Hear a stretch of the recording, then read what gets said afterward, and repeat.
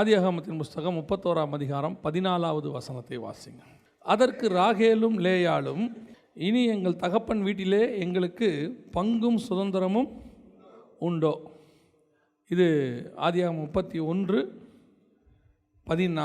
இதிலிருந்து நாம் சில காரியங்களை நாம் தியானிக்க போகிறோம். கண்களை மூடுவோம். நல்ல தகப்பனே, எங்கள் சர்வ வல்லமை உள்ள ஆண்டவரே, இந்த அருமையான நேரத்திற்கு ஸ்தோத்திரம். இப்பொழுதும் உம்முடைய நாமத்தில் கூடி வரும்போது அவர்கள் மத்தியில் வருவேன் என்று வாக்குத்தத்தம் பண்ணியிருக்கிறீர். உம்முடைய வாக்குத்தத்தத்தை நினைவு கூறுங்கப்பா. எங்கள் மத்தியில் கடந்து வாங்க ஆண்டவரே. நீங்கள் பேசுங்க, நீங்கள் இடைபடுங்க, உம்முடைய வார்த்தைகளை அனுப்புங்க ஆண்டவரே. வந்திருக்கிற ஒவ்வொருத்தரோடும் பேசுவீராக. திரும்பி போகும்பொழுது நாங்கள் வசனத்தை பெற்றுக்கொண்டவர்களாய் திரும்பி போக கர்த்தர் கிருபை பாராட்டும்படி நாங்கள் செபிக்கிறோம். மகிமை உள்ள கரத்தில் தாழ்த்துகிறோம் எங்கள் ஆண்டவர் இயேசுவின் நாமத்தில் பிதாவே. அல்லேலூயா. ஆதியாகமத்தின் புஸ்தகம் 31ஆம் அதிகாரம் 14வது வசனம். இந்த வசனம் என்ன சொல்லுதுன்னா, அதற்கு ராகேலும் லேயாளும், எங்கள் தகப்பன் வீட்டில் இனி எங்களுக்கு பங்கும் சுதந்திரமும் உண்டோ அப்படின்னு இருக்கு. அதாவது இப்போ நம்ம இதெல்லாமே நமக்கு தெரிஞ்ச சம்பவம் தான், பல முறை வாசித்த ஒரு சம்பவம். என்னென்னா, யாக்கோபோட கூட அவர்கள் ராகேலும் லேயாளும் புறப்படுகிறார்கள். யாக்கோபு சொல்கிறாரு, உங்கள் அப்பா என்னை இத்தனை மாதிரி இப்படி பண்ணிட்டாரு, நான் திருப்பி என்னை சுயதேசத்துக்கு ஆண்டவர் போக சொல்லிட்டாரு, நீங்கள் எப்படி என் கூட வரீங்களா அப்படின்னு கேட்ட உடனே அவங்க ரெண்டு பேரும் சொல்கிறது, நானும் இனிமேட்டு எங்கள் அப்பா வீட்டில் எங்களுக்கு என்ன இல்லை, எந்த சுதந்திரமும் இல்லை, பங்கும் இல்லை, நாங்கள் இனி உன் கூடவே வரோம் அப்படின்னு சொல்லிட்டாங்க. சரி, அடுத்த 2 வசனம் வாசிங்க. ஆதியாகமத்தின் புஸ்தகம் 35ஆம் அதிகாரம் 19வது வசனத்தை வாசிங்க. ராகேல் மரித்து பெத்லகேம் என்னும் எப்ராத்தா ஊருக்கு போகிற வழியிலே அடக்கம் பண்ணப்பட்டாள். 2வது வாசிங்க. ஆதியாகமத்தின் புஸ்தகம் 49:31 வாசியுங்கள். அங்கே ஆபிரகாமையும் அவர் மனைவி ஆகிய சாராளையும் அடக்கம் பண்ணினார்கள். அங்கே ஈசாக்கையும் அவர் மனைவி ஆகிய ரெபேக்காளையும் அடக்கம் பண்ணினார்கள். அங்கே லேயாளையும் அடக்கம் பண்ணினேன். இப்போ இந்த விஷயம் என்ன அப்படி ஓவராலாக என்ன அப்படி இருக்குன்னா, ராகேலும் லேயாளும் ஒன்றாகத்தான் யாக்கோபோடு கூட புறப்பட்டார்கள். 2 பேரும் ஒன்றாக புறப்பட்டார்கள். புறப்பட்ட இவங்க 2 பேரில் ஒருத்தர் தான் கானானுக்கு போய் சேர்ந்தாங்க, ஒருத்தர் வழியிலேயே மரித்து போனார்கள். இந்த 2 பேரும் ஒரே டெடிகேஷன் தான், 2 பேரும் ஒன்றாகத்தான் ஒப்பு கொடுத்தார்கள். அவங்க 2 பேர் சொன்னதில் எந்த மாற்று கருத்துமே கிடையாது. சொல்லும் போது ஆரம்பிக்கும் போது அவங்க 2 பேரில் எந்த விதமான மாற்று கருத்தும் கிடையாது, ஃபுல் டெடிகேஷன். ஆனால் 2 பேரும் போய் கானானுக்கு சேர்ந்தாங்களா அப்படின்னு கேட்டிங்கன்னா, 2 பேரும் போல வழியிலே ஒருத்தர் மரித்து போனார், இன்னொருத்தர் பிதாக்கள் அண்டையிலே முடிவு பரியந்தம் கடைசியாக எங்கே போய் டெஸ்டினேஷனில் இருக்கணுமோ, ஆபிரகாம், ஈசாக்கு, சாராள், ரெபேக்காள் இருக்கக்கூடிய கல்லறைக்கு லேயாலும் போய்விட்டாள். அந்த டெஸ்டினேஷனை அட்டைன் பண்ணிட்டாங்க. இன்றைக்கி ஆவிக்குரிய வாழ்க்கையில் இங்கே இருக்கிற அத்தனை பேருமே தொடங்கும் போது பர்ஃபெக்டாக தான் தொடங்கியிருக்கிறோம், எந்த மாற்று கருத்தும் இல்லை. ஆனால் பர்ஃபெக்டாக முடிப்போமா, அதுதான் கேள்வி. அதாவது விசுவாசத்தை துவக்கிறவரும் முடிக்கிறவரும், நல்ல போராட்டத்தை போராடினேன், விசுவாசத்தை காத்துக்கொண்டேன், ஓட்டத்தை முடித்தேன். டெஸ்டினேஷன் ரொம்ப முக்கியம், முடிவு ரொம்ப முக்கியம். ஆண்டவரே சொல்கிறார், முடிவை கவனித்துப்பார். நம்முடைய முடிவு கரெக்டாக இருக்குதா? அது வருகையோ மரணம் முந்துதோ, ஒருவேளை மரணம் முந்திருதோ அல்லது வருகை முந்துதோ, எப்படியோ ஒன்று. ஆனால் நம்முடைய முடிவு கரெக்டாக இருக்குதா, ஆண்டவர்கிட்ட முடியுதா, அதுதான் கேள்வி. புறப்படும் போது எல்லாமே பர்ஃபெக்ட் தான், இங்கே யாருமே பர்ஃபெக்ட் இல்லைன்னு சொல்லவே முடியாது. ஆரம்ப கால டெடிகேஷனை யார்தையுமே அசட்டை பண்ண முடியாது, ஒருத்தரதை கூட அசட்டை பண்ண முடியாது. ஆண்டவரே சொல்கிறாரு எபேசு சபையை பார்த்து, நீ ஆதியில் கொண்டிருந்த அன்பு. எரேமியா 2:2 சொல்கிறாரு, வனாந்திரத்தில் நீ என்னை பின்பற்றி வந்ததான உன் இளவயது பக்தியை நான் நினைத்திருக்கிறேன். ஆண்டவர் இஸ்ரவேலை பார்த்து சொல்கிற வார்த்தை, வனாந்திரத்தில் நீ என்னை பின்பற்றி வந்த உன் இளவயது பக்தி, வாலிப பிராயத்தில் நீ என்னை பின்பற்றி வந்ததான அந்த ஆரம்பகால வைராக்கியம், அந்த ஸ்பிரிச்சுவாலிட்டி, எனக்குன்னு காட்டினதான அந்த வைராக்கியத்தை நான் நினைத்திருக்கிறேன். இன்னும் நினச்சிட்டு இருக்கிறார் ஆண்டவர். ஆனால் முடிவு எப்படி இருக்குது, அதுதான் ரொம்ப முக்கியம். குழந்தை எப்படி பிறக்குதுங்கிறது முக்கியமே இல்லை, எப்படி வாழ்க்கையை நம்ம கடைசியாக வாழ்ந்து முடிக்கிறோங்கிறது தான் முக்கியம். எத்தனையோ பரிசுத்தவான்களுடைய மரணத்தை சொல்லும்போது, எத்தனையோ பேருடைய ஆவிக்குரியவர்களுடைய மரணத்தை சொல்லும்போது, பாவங்க அவர் ரொம்ப கஷ்டப்பட்டார், பேசாமல் அவர் போயிடுறது தான் நல்லது அப்படின்னு சுற்றி இருக்கிறவங்க சொன்னதையும் நம்ம கேட்டிருக்கிறோம். அதே நேரத்தில் நல்ல நீதிமான் அந்த ஆள், யாருக்கும் எந்த தொல்லையும் இல்லாமல் நல்லபடியாக போய் சேர்ந்தார். நல்ல மரணத்தில் கூட நம்ம டிஃப்ரென்ஸ் வச்சுருக்கிறோம் பாருங்களேன். எல்லாத்துலேயும் ஆமாம், அது உண்மையும் கூட. அதாவது நாம் இப்போ இருக்கும்போது நமக்கு இதனுடைய விஷயங்கள் ஒன்றும் தெரிய மாட்டேங்குது, மேன்மைகள் ஒன்றும் தெரிய மாட்டேங்குது. கேஷுவலாக நம்ம எடுத்துக்கிறோம். ஓடுற ஓட்டத்தின் போது நாம் செய்கிற காரியங்கள். எப்போவுமே ஒரு காரியம் எனக்கு ஆண்டவர் சொல்லி கொடுத்தது, ரட்சிக்கப்படுவதற்கு முன்பதாக நீ செய்கிற பாவங்கள் அத்தனையும் ரட்சிக்கப்படுகிற அன்னைக்கே கர்த்தர் மன்னிச்சிட்டார். இயேசுவின் ரத்தத்தால் மொத்த பாவத்தையும் கழுவிட்டார். ஆனால் ரட்சிக்கப்பட்ட பிறகு நீ செய்கிற ஒவ்வொரு பாவத்திற்கும் ஒரு ஆக்கினை தீர்ப்பு உண்டு. கண்டிப்பாக நீ சரிக்கட்டுதல்னு ஒன்று உண்டு. நீதிமானுக்கு சரிக்கட்டுதல் பூமியில் நியமிக்கப்பட்டிருக்கு, கண்டிப்பாக உண்டு. நம்ம ரட்சிக்கப்பட்ட பிறகு பாவம் செஞ்சுட்டு ரட்சிக்கப்பட்ட முன்பு செஞ்ச பாவத்தோடு கூட ஒப்பிடுவோம். அப்போ ஆண்டவர் மன்னிச்சிட்டாரு, இப்போவும் மன்னிச்சிட்டாரு. அதில் எதுவும் இல்லை. மன்னிக்காமல் இருந்திருந்தால் அந்த மன்னிப்பு கிருபை, நம்ம சொல்கிறோம்ல கிருபை, ஆண்டவர் மன்னிச்சிட்டாரு. என்ன கிருபை? அவர் திருப்பி உனக்கு இன்னொரு சான்ஸ் கொடுத்துருக்கிறார் வாழ்கிறதுக்கு. ரட்சிக்கப்பட்ட பிறகு நீ செஞ்ச பாவத்துக்கு நியாயமாக உன்னை நீ அடித்து போட்டிருக்கணும். ஏன்னா ரட்சிக்கப்படுறதுக்கு முன்னாடி நீ தெரியாமல் செஞ்சோம். நம்ம ஏற்கனவே பார்த்துருக்குறோம். ஆதாமுடைய பாவத்திற்கும் ஏவாளுடைய பாவத்திற்கும் என்ன டிஃப்ரென்ஸ்? ஏவாளை பற்றி கர்த்தர் சொல்லும்போது ஸ்திரீயானவள் வஞ்சிக்கப்பட்டாள். ஆனால் ஆதாமை பற்றி சொல்லும்போது ஆதாமின் மீறுதல்கள். ஏன் ஆதாம் மீறுதல், ஏன் ஸ்திரீயானவள் வஞ்சிக்கப்பட்டாள்? நம்ம சொல்கிறோம் ஏவாள் தான் பழம் சாப்பிட்டாங்க, ஏவாள் தான் கொடுத்தாங்க. ஆனால் பைபிள் சொல்லும் போது சொல்லுது ஸ்திரீயானவளே வஞ்சிக்கப்பட்டாள். ஏன் வஞ்சிக்கப்பட்டாள்? ஆதாமின் மீறுதல்கள். ஏன் மீறுதல்கள் அப்படின்னு கேட்டிங்கன்னா, இந்த கமாண்ட்மெண்ட் கொடுக்கப்பட்டது யாருக்கு? பழம் சாப்பிட வேணான்னு சொல்லப்பட்டது ஆதாமுக்கு. அதற்கு பிறகு தான் ஏவாள் உருவாக்கப்பட்டாங்க. ஆதாம் வழியாகத்தான் ஏவாளுக்கு சொல்லப்பட்டது. அந்த அம்மா கேட்டு தெரிஞ்சுக்கிட்டாங்க. ஆனால் இவனுக்கு ஆண்டவர்கிட்ட வந்த கமாண்ட்மெண்ட், இவன் ரட்சிக்கப்பட்ட பிறகு செய்கிற பாவம் மாதிரி அது. அந்த அம்மாவுக்கும் ஆண்டவர் சில ஆக்கினை கொடுக்குறாரு, இல்லைன்னு சொல்லலை. ஆனால் ஏன் வஞ்சிக்கப்பட்டதுக்கும் மீறுதலுக்கும் உள்ள டிஃபரன்ஸ்? நீ பாவம் ஆண்டவரை ஏற்றுக்கொண்ட பிறகு செய்கிற பாவத்துக்கு பேர் மீறுதல். ஆண்டவரை ஏற்றுக்கொள்வதற்கு முன்பதாக செய்யப்படுறது நீ பிசாசினால் வஞ்சிக்கப்படுறீங்க, அதனால் செய்யப்பட்டோம். இன்றைக்கி தொடங்கின 2 பேர், தங்கள் ஓட்டத்தை தொடங்கின 2 பேர் கரெக்டாக முடித்தாங்களா அப்படின்னு பார்த்தா ஒருத்தர் முடிக்கிறாங்க, ஒருத்தர் முடிக்கலை. இயேசுமே சொல்லும் போது சொல்கிறார், 2 பேர் இருந்தார்கள், ஒருவன் எடுத்துக்கொள்ளப்பட்டான், ஒருவன் கைவிடப்பட்டான். 2 பேர் படுத்திருந்தார்கள், ஒருவன் எடுத்துக்கொள்ளப்பட்டான், ஒருவன் கைவிடப்பட்டான். 2 பேர் வயலில் இருந்தார்கள், ஒருவன் எடுத்துக்கொள்ளப்பட்டான், ஒருவன் கைவிடப்பட்டான். 2 ஸ்திரீகள் திரித்து கொண்டிருந்தார்கள், ஒருவன் எடுத்துக்கொள்ளப்பட்டால், ஒருவன் கைவிடப்பட்டால். ஏன் அந்த ஒருத்தி கைவிடப்பட்டா? அதான் கேள்வி. சபை என்பது இப்போ இங்கே 2 பெண்கள் இருக்கிறாங்க, ராகேல் லேயாள், 2 பேர் இருக்கிறாங்க. 2மே 2 சபைக்கான அடையாளங்கள். ஏன்னா கலாத்தியருக்கு எழுதும் போது பவுல் சொல்கிறாரு, சாராளையும் ஆகாரையும் பற்றி சொல்லும்போது இவைகள் ஞான அர்த்தம் உள்ளவைகள், இவைகள் 2ம் 2 ஏற்பாடுகளாம் அப்படின்னு சொல்கிறார். நியாயப்பிரமாணம், கிருபையின் பிரமாணங்கிறார். அந்த மாதிரி நம்ம எல்லாருக்கும் தெரியும், ஸ்திரீ என்பது சபையை குறிக்கிறதான ஒரு வார்த்தை. இங்கே 2 ஸ்திரீகள், 2 சபைகள் புறப்படுகிறார்கள். 2 பேருமே ஒரே மணவாளனுக்கு நியமிக்கப்பட்டவங்க தான். ஆனால் சபையில் ஒன்று போய் சேர்ந்துருச்சு, டெஸ்டினேஷனுக்கு ஒன்று போய் சேரல. அப்போ இன்றைக்கி நம்ம என்ன பார்க்க போகிறோம் அப்படின்னா, எனக்கு கொடுக்கப்பட்ட அழைப்பிலே நான் சரியாய் தொடங்கிட்டேன். கர்த்தர் கிருபையாக என்ன ஆரம்பிக்க வச்சுட்டார். ஆனால் முடிக்க வைக்கிறதும் அவர் கையில் தான் இருக்குது. கிருபையினால தான் ஓடி முடிக்கிறோம். ஆனால் நான் ஓடுவேனாங்கிறது தான் கேள்வி. அந்த ஓட்டத்தை நான் ஓடுவேனா? 2 பேருக்கும் ஒரே அழைப்பு தானே யாக்கோபு கொடுத்தாரு. 2 பேருக்கும் கானானுக்கு போகிறது தானே கூட்டிகிட்டு வந்தார். ஆனால் ஒருத்தி வழியிலேயே மரித்து போனாள். பெத்லகேமுக்கு போகிற வழியிலேயே மரித்து போனாள். அவள் எங்கே அடக்கம் பண்ணப்பட்டாலும் கூட இல்லை, வழியிலேயே. அவளுடைய இடம் கூட நினைவு கூறப்படவில்லை. நான் இந்த இடத்துல வச்சு அவளுக்கு ஒரு கல் தூணை எழுப்பி அங்கே ஒரு கல்லறையை கட்டியிருக்கிறேன் பாருங்கள். சாராளுக்கு கல்லறை வாங்கினா யார்? ஆபிரகாம் கல்லறை வாங்குறாரு, சாராளுக்குன்னு வாங்குறாரு. யாக்கோபு நினச்சிருந்தா ராகேலுக்கு என்ன பண்ண முடியும்? ஒரு கல்லறை வாங்கியிருக்க முடியும். ஏன்னா அவன் லேயாளை விட அதிகமாக நேசித்தது யாரைத்தான்? ராகேலைத்தான். ஆனால் கர்த்தருடைய திட்டம் ராகேல் கானானுக்குள் பிரவேசிக்க கூடாது. அவள் வழியிலேயே மரித்து போகிறதான். அவளுக்கு அடையாளமே இல்லை. இப்போ எங்கே இருக்கிறாங்க? இன்றைக்கி வேணால் சொல்லிக்கிட்டு இருப்பாங்க, இது ராகேல் கல்ற, அது இயேசு கல்ற அப்படின்னு சொல்லிட்டு இருப்பாங்க. ஆனால் பைபிளில் என்னவும் சொல்லலை, எந்த அடையாளமும் இல்லை.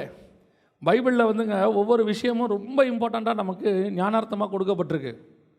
ஆவிக்குரிய வாழ்க்கையினுடைய ஆரம்பமும் முடிவும் ரொம்ப முக்கியம். ஸ்பெசிஃபிகேஷனாக இப்போ பாருங்கள், ராகேல் மரித்தாங்க, வழியில் மரித்தாங்க.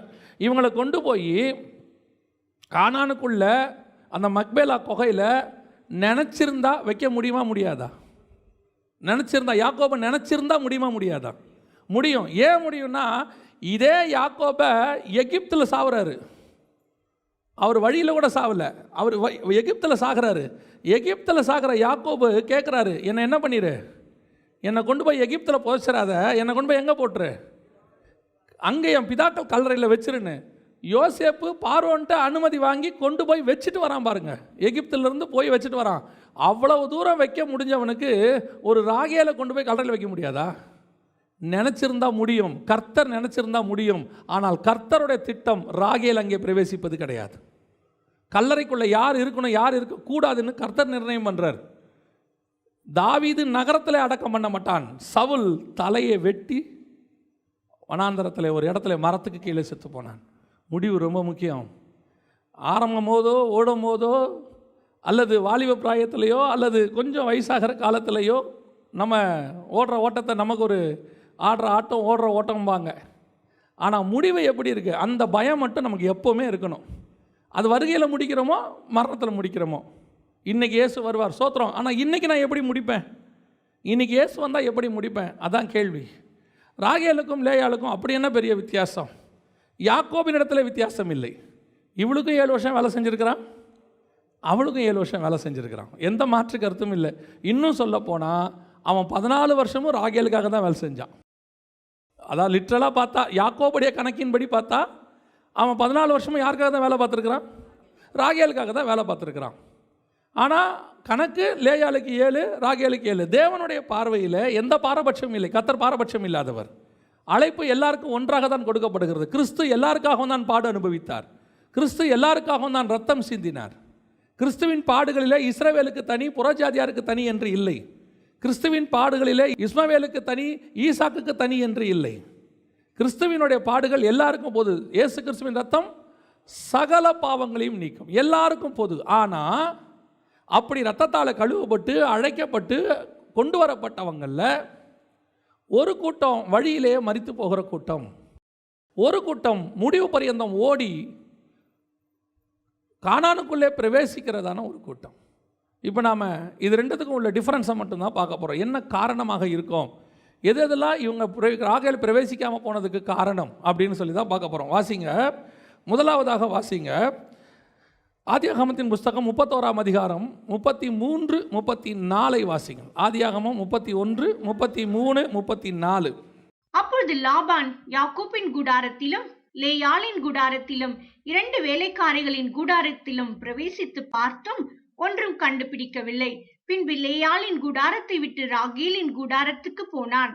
ராகேல் அந்த சுரூபங்களை எடுத்து ஒட்டக சேனத்தின் கீழ் வைத்து அதன் மேல் உட்கார்ந்திருந்தாள்.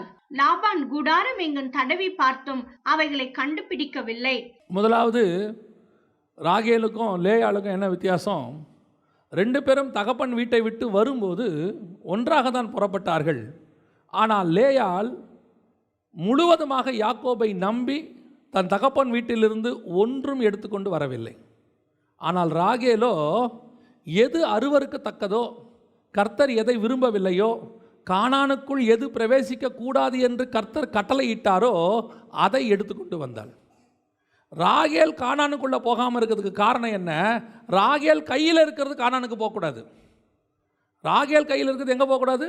கானானுக்குள்ளே பிரவேசிக்கக்கூடாது. ஏன்னா கானான் வாக்குத்தத்தம் பண்ணப்பட்ட தேசம். தேவன் உங்களை எண்ணி அழைச்சிருக்கிறாரு. அழைச்சிருக்கிற போது நீங்களும் நானும் பரலோகத்துக்கு போகணுங்கிறது எதை பேஸ் பண்ணியிருக்கு? நம்ம கையில் இருக்கிறத பேஸ் பண்ணியிருக்குது. இந்த பூமியில் நீ கர்த்தர் அருவருக்கிற காரியத்தை நீ வச்சிருப்ப. கர்த்தர் அருவருக்கிற காரியம் உன் கூடாரத்துக்குள் இருக்கும். கூடாரம் என்பது நம்முடைய சரீரத்தையும் குறிக்கும், நம்ம வீட்டையும் குறிக்கும். கூடாரத்துக்குள் இருக்கும். கர்த்தர் பிரியமில்லாதது, அருவருப்பானது, கர்த்தர் வெறுக்கிறது நமக்குள்ள இருக்கும்.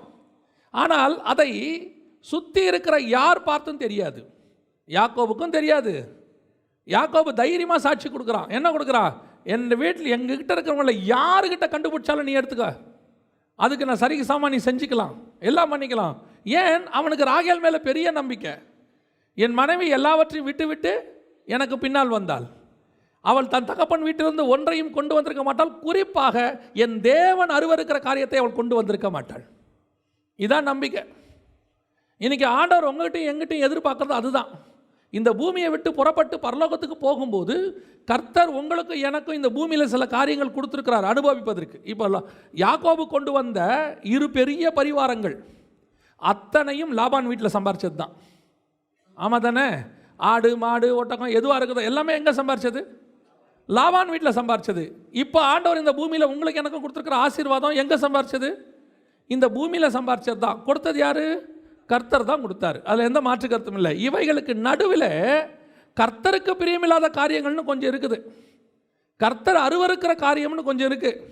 அந்த அருவருக்கிற காரியத்தை நீ எடுத்துக்கொண்டு வரும்போது தான் நீ கானானுக்குள்ளே போக முடியாதபடி தடை செய்யப்படுகிறாய். ஆண்டவர் எல்லாத்தையும் உனக்கு தடுக்கலை. இந்த பூமியில் அவர் உனக்கு எல்லாத்தையும் கொடுக்க விரும்புகிறார். அவரையே தந்தவர் மற்ற எல்லாவற்றையும் அருளாதிருப்பது எப்படி? ஆண்டவர் தரத்துக்கு ரெடியாக இருக்கிறாரு. ஆனால் அவருக்கு பிடிக்காதது கொஞ்சம் இருக்குது. அவருக்கு பிடிக்காதது கொஞ்சம் இருக்கும்போது அதை வாங்கிட்ட இருக்கக்கூடாதுன்னு கர்த்தர் விரும்புகிறார். யோசிச்சு பாருங்க, கணவன் மனைவியை திருமணம் பண்ணி கூட்டிகிட்டு வந்துடுறார் வீட்டுக்கு. எல்லாம் வந்துடுவார். கணவன் யாருக்கிட்டையாவது சண்டை போட்டுருவார். சண்டை போட்ட உடனே அவன் எக்ஸ்பெக்ட் பண்ணுற அடுத்த வார்த்தை என்னென்னா, நான் சண்டை போட்ட ஆள்கிட்ட யார் பேசக்கூடாது? மனைவியும் பேசக்கூடாது. அவ்வளோதான். ஏங்க மனைவிக்கு அவருக்கு சண்டையா? அதென்ன பாரு, உங்கள் அப்பா என்கிட்ட ஒழுங்காக பேசலை, இனி உங்கள் அப்பா என்கிட்ட பேசக்கூடாது. கணவன் யார் யாரெல்லாம் பகையோ மனைவி அவங்களுக்கெல்லாம் பகை, பேசக்கூடாது. அப்படி மீறி பேசும்போது கணவன் சொல்வார், நான் அவ்வளோ தூரம் சொல்கிறேன், நீ பேசக்கூடாதுன்னு சொல்கிற, நீ பேசுகிற. உடனே இப்போ இருக்க அம்மா வந்தால் என்ன கேட்கும்? ஏன் பேசக்கூடாது? உங்களுக்கும் அவருக்கும் தானே பிரச்சனை, எனக்கு என்ன பிரச்சனை? நான் அப்படித்தான் பேசுவேன், நீ கானானுக்கே போக மாட்டேன். இல்லை அப்படி சொன்னால் எப்படி கானானுக்கு போக மாட்டேன்? பின்னாடி நான் உங்களுக்கு சொல்கிறேன் எப்படி போக மாட்டீங்கன்னு நான் உங்களுக்கு சொல்கிறேன். இன்றைக்கி மணவாளனுக்கு ஒன்று பிடிக்கலைன்னு சொல்லும் போது, மணவாளன் ஒன்று அருவருக்கிறான்னு சொல்லும் போது, அது உன் கூடாரத்துக்குள்ளே இருக்குதா? ஸ்பிரிச்சுவலி நான் பேசுகிறேன், நான் உலக பிரகாரமாக அப்புறம் வரேன். ஸ்பிரிச்சுவலி நான் கேட்குறேன், கர்த்தர் எதை அருவருக்கிறார்? ஆண்டவர் நீங்கள் பாருங்கள், 21ஆம் அதிகாரம் 27ஆம் வசனம் வெளிப்படுத்தின விசேஷம் சொல்லுது. புதிய ஏற்பாட்டு சபையை பற்றி, மணவாட்டியை பற்றி, மணவாட்டி சபையை பற்றி ஆண்டவர் சொல்கிறாரு, தீட்டுள்ளதும் அருவருப்பையும் பொய்யையும் நடப்பிக்கிறதுமாகிய ஒன்றும் அதில் பிரவேசிப்பதில்லை. தீட்டுள்ளதும் அருவருப்பையும் பொய்யையும் நடப்பிக்கிறதுமாகிய ஒன்றும் அதில்.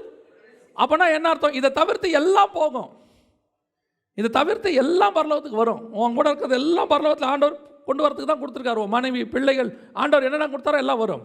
ஆனால் சில காரியங்கள் கர்த்தருக்கு பிரியம் இல்லாதது. அதை நீ போட்டு மறைச்சி உட்காந்துருக்கிற. உன் மேலே உன்னை சுற்றி இருக்கிற எல்லாரும் உன்னை நம்புகிறாங்க. அதுதான் பிரச்சனையே. இப்போ யாக்கோபு நம்புகிறான், லேயாள் நம்புகிறாங்க, ஏன் லாபான் கூட நம்புகிறான், என் பொண்ணு அப்படி செய்யாதுன்னு நம்புகிறான். இன்றைக்கி சபை நம்புது, சக விசுவாசி நம்புகிறாங்க, உன் சொந்தக்காரங்க நம்புகிறாங்க, உன் அப்பா அம்மா நம்புகிறாங்க. நீ செய்யும் போது கேட்குறாங்க, இவனா இப்படி செஞ்சான், இவனா இப்படி செஞ்சிட்டான், இவளா இப்படி செஞ்சிட்டா. அதை விட பெரிய விஷயம் என்ன தெரியுமா? நீ செஞ்சிட்டேன்னு சொன்னாலும் அதை கூட நம்புறதுக்கு ஒரு குரூப் தயாராக இல்லை. இல்லை அவங்க செஞ்சுருக்க மாட்டாங்க, சான்ஸே கிடையாது, அவங்க அப்படி செய்ய வாய்ப்பே இல்லை. அப்போனா உன் மேலே எவ்வளவு நம்பிக்கை வச்சுருக்கிறாங்க பாரு இவங்க எல்லாரும். அப்போ இவங்களே இவ்வளோ நம்புகிறாங்கன்னா பரலோகம் எவ்வளோ நம்பும் ஒன்று. பரலோகம் நம்பித்தானே உன்னை அழைச்சி கூட்டிகிட்டு வந்திருக்குது. கையை பிடிச்சி ஆண்டவர் 700 கோடி மக்களில் உன்னையும் என்னையும் செலக்ட் பண்ணி ரத்தத்தை நம்ம ஒரு ட்ராப்பை நம்ம மேலே சிந்தி கழுவி வானு கூட்டு வந்து ஏன் வந்தார்? இந்த 700 கோடியில் நான் நம்பி இருக்கிறேன், உன்னை என் மனவாட்டியாக மாற்றி இருக்கிறேன். ஆனால் நீ எனக்கு தெரியாமல் இப்படி ஒரு களவாட்டுத்தனம் பண்ணினது என்ன? நீ நினச்சிட்ட யாருக்கும் தெரியாது, நம்ம நினச்சிட்டோம் யாருக்கும் தெரியாது, அப்படியே கானானுக்கு அப்படியே போயிடலாம். வந்துட்டோம் எப்ராத்தா வந்துட்டோம், பெத்லகேமுக்கு வந்துட்டோம், தோ கொஞ்சம் தூரம்தான். பார்த்தாரு, ஸ்டாப், நிறுத்து. நீ 20 வருஷம் ஆவிக்குரிய வாழ்க்கையில் ஓடினியா, 30 வருஷம் ஓடினியா, 40 வருஷம் ஓடினியான்னு முக்கியம் இல்லை, உனக்கு நியமிக்கப்பட்ட மொத்தத்தையும் ஓடி முடிச்சாங்கிறது தான் கேள்வி. 40 ஓடி 41 வருஷம் கர்த்தர் உனக்கு வச்சிருக்கிறாரு. 40 ஓடி 1 வருஷம் ஓடாமல் செத்துட்டினா கதை முடிஞ்சு இல்லை? 12 சப்ஜெக்டில் 11 சப்ஜெக்டில் 99 எடுத்துகிட்டு ஒரு சப்ஜெக்டில் 34 எடுத்தாலும் ஃபெயில் தானே, அவ்வளோதானே? ஐயோ அவர் எல்லாத்துலேயும் 99ங்க, இந்த ஒன்றில் தான் ஓரமாக உட்கார சொல்லுங்க, ஓரமாக உட்கார. ஏன் அடுத்த வருஷம் வர சொல்லுங்கள். ஏன் ஃபெயில் இஸ் ஃபெயில். ஏன் உன்னை அழைத்த தேவன் அப்படிப்பட்டவர். உன்னை அழைத்த யாக்கோபு எப்படிப்பட்டவன் தெரியுமா? எங்கள் மாமா வீட்டிலேருந்து ஒன்றை கூட தொட மாட்டேன் நான்.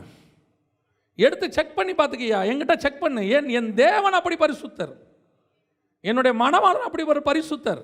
அவர் சொல்கிறாரு, என்னில் குற்றம் உண்டு என்று உங்களில் யாராவது சொல்ல முடியுமா? சரி, மனுஷனே சொல்ல முடியாது, விடு பரவாயில்ல, பிசாசு வரான். ஆண்டவர் சொல்கிறாரு, உலகத்தின் அதிபதியானவன் என்னிடத்தில் வருகிறான், அவனுக்கு என்னிடத்தில் ஒன்றுமில்லை, வந்து பாரியா, செக் பண்ணி பாரியா. அந்த தைரியம், வைராக்கியம், அந்த வைராக்கியம் யாக்கோபுக்கு இருந்துச்சு, அந்த வைராக்கியம் பவுலுக்கு இருந்துச்சு, அந்த வைராக்கியம் மோசேக்கு இருந்துச்சு. அதனால தான் அவங்க கானானுக்குள்ளே போகிறதுக்கு வழிவகை செஞ்சாங்க. மோசே போலன்னு சொல்லாதீங்க, மோசே மாம்சத்தில் போல ஆவியில் தேவனோட மருவமலையில் போய் உட்காந்துட்டான். ஏன்னா அவன் அவ்வளோ உண்மை உள்ளவன். வசனம் சொல்லுது. இன்றைக்கி நாம் அப்படி இருக்கிறோமா? இன்றைக்கி எதெல்லாம் மறைச்சிட்டு மேலே போட்டு உட்காந்துருக்குறோம், ஒன்றும் தெரியாத மாதிரி. நம்ம ஊரில் சொல்லுவான், முழு பூசணிக்காயை சாப்பாட்டில் மறைக்கிறான். ராகேல் சொரூபத்தை என்ன பண்ணிட்டாலாம், சொரூபத்தை போட்டு மறைச்ச உடனே அந்த உலகத்தின் மேலே ஒரு ஆசை வந்த உடனே அது எது வேணாலும் இருக்கும், எது வேணாலும் இருக்கும். நீங்கள் பெரிய லெவல் பாவத்துக்கு போயிடாதீங்க. விபச்சாரம், வேசி மார்க்கம், இச்சை, கண்களின் இச்சை, ஜீவனத்தின் பெருமை, மாம்சத்தின் இச்சை, அதுவும் இருக்குது, அதுக்கு போயிடாதீங்க. ஏன், ஒரு சின்ன விஷயத்துக்கே வந்துங்களேன், ஒரு சின்ன விஷயம். எத்தனை பேர் எத்தனை காரியங்களை விட்டு கொடுக்காம எவ்வளோ காரியங்களை மறைச்சி வச்சு. இதில் யோசித்து பாருங்கள், அந்த சொரூபம் உள்ளே வந்த உடனே ஆட்டோமேட்டிக்காக பொய் வருது பார்த்தீங்களா? ஆட்டோமேட்டிக்காக அடுத்து என்ன வந்துருச்சு, பொய் வந்துருச்சு. ஏன்னா பிசாசு உள்ளே வந்துருச்சுன்னு அர்த்தம். பிசாசு பொய்யும் பொய்க்கு தகப்பனுமா இருக்கிறான். நீங்கள் நல்லா கவனிச்சுக்கொள்ளுங்க. விக்கிரகம் வந்தால் விபச்சாரம் வரும், விக்கிரகம் வந்தால் பொய் வரும், ரெண்டும் கண்டிப்பாக வரும். ஏன்னா அந்த விக்கிரகத்துக்கு பின்னாடி இது ரெண்டும் இருக்குது. விக்கிரகம் வந்துச்சு, உள்ள பொய் வரும், கன்ஃபார்மாக வரும். இன்றைக்கி எத்தனை பொய், ஒரு பாவத்தை மறைக்க எத்தனை பொய், அந்த பொய்யை மறைக்க எத்தனை பொய். இதெல்லாம் நான் வாலிப பிராயத்தில் ரொம்ப ஈஸியாக செஞ்சிடுறோம், சொல்லிடுறோம். அதெல்லாம் மன்னிச்சிடுவாருங்க ஆண்டவர். ஆமாப்பா மன்னிச்சிடுவார். ஆனால் போல உன்னை விட்டு ஆண்டவர் மன்னிச்சிட்டாரு. சரி, மேலே உக்காந்தியே அவன் போன பிறகாவது யாக்கோபை கூப்பிட்டு, ஏங்க இந்த மாதிரி நான் பண்ணிட்டேன், தெரியாமல் பண்ணிட்டேன், எங்கள் அப்பா இப்படி பண்ணுவாருன்னு தெரியாது, இது சொரூபம் இருக்குது, இதை இங்கேயே புதைச்சிருவோம் அப்படின்னா, அதை புதைச்சிருந்தா உன்னை கொண்டு போய் கல்லறையில் வச்சுருப்பாங்க. அதை புதைக்காததுனால உன்னை புதைக்க வேண்டியதாகி போச்சு, உன்னை வழியில் புதைக்க வேண்டியதாக போச்சு. ஏன் புதைக்க வேண்டியதாக போச்சு? விக்கிரகம் வச்சிருக்கிற நீயும் போக முடியாது, விக்கிரகமும் போகாது கானானுக்குள்ளே. அதான் வேதம் சொல்லுது, நம்மை நாமே நிதானித்து அறிந்தோமானால் நாம் நியாயம் தீர்க்கப்படும். மற்றவன் நம்மளை நியாயம் தீர்க்க வேண்டிய அவசியமே கிடையாது, நமக்கு நாமே தான் நியாய தீர்ப்பு. யோசித்து பாருங்கள், இன்றைக்கி எவ்வளோ கூடாரத்துக்குள்ளே கர்த்தருக்கு பிரியமில்லாத அருவருப்புலாம் இருக்குதுன்னு கொஞ்சம் ஆராய்ந்து பாருங்கள். விக்கிரக ஆராதனை நம்ம சொல்கிறோம், சொரூபம்னு சொல்கிறோம், விக்கிரகம்னு சொல்கிறோம். லிட்ரலாக விக்கிரகம் வச்சுருக்கிறவங்க இருக்கிறாங்க. அது எந்த விக்கிரகமாக வேணால் இருக்கும். அதாவது நான் பொதுவாக சொல்கிறது, இயேசு கிறிஸ்துவை ஏற்றுக்கொள்கிறதுக்கு முன்னாடி நம்ம வீட்டு வாசல்லலாம் பார்த்தீங்கன்னு சொன்னால் திருஷ்டி கழிக்கிறதுக்குன்னு கொஞ்சம் தொங்க விட்டுருப்போம் இல்லையா? இதை என்ன அடிப்படையில் தொங்க விட்டுருக்குறோம்? வீட்டுக்குள்ளே காற்று கருப்பு வராது. அப்போ நம்ம நம்பிக்கை எது மேலே இருக்குது?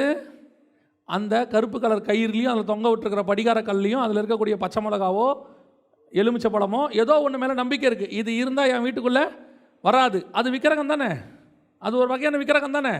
இப்போ அதை எடுத்துகிட்டு குருத்தோலையை வச்சுட்டிங்கன்னா, அதை எடுத்துகிட்டு குருத்தோலையை சிலுவையாக செஞ்சு வச்சுட்டிங்கன்னா, இப்போ சிலுவை விக்கிரகம் ஆகாதா? இப்போ நம்மளுக்கு ஸ்பிரிச்சுவல் ஆயிடுச்சு இது.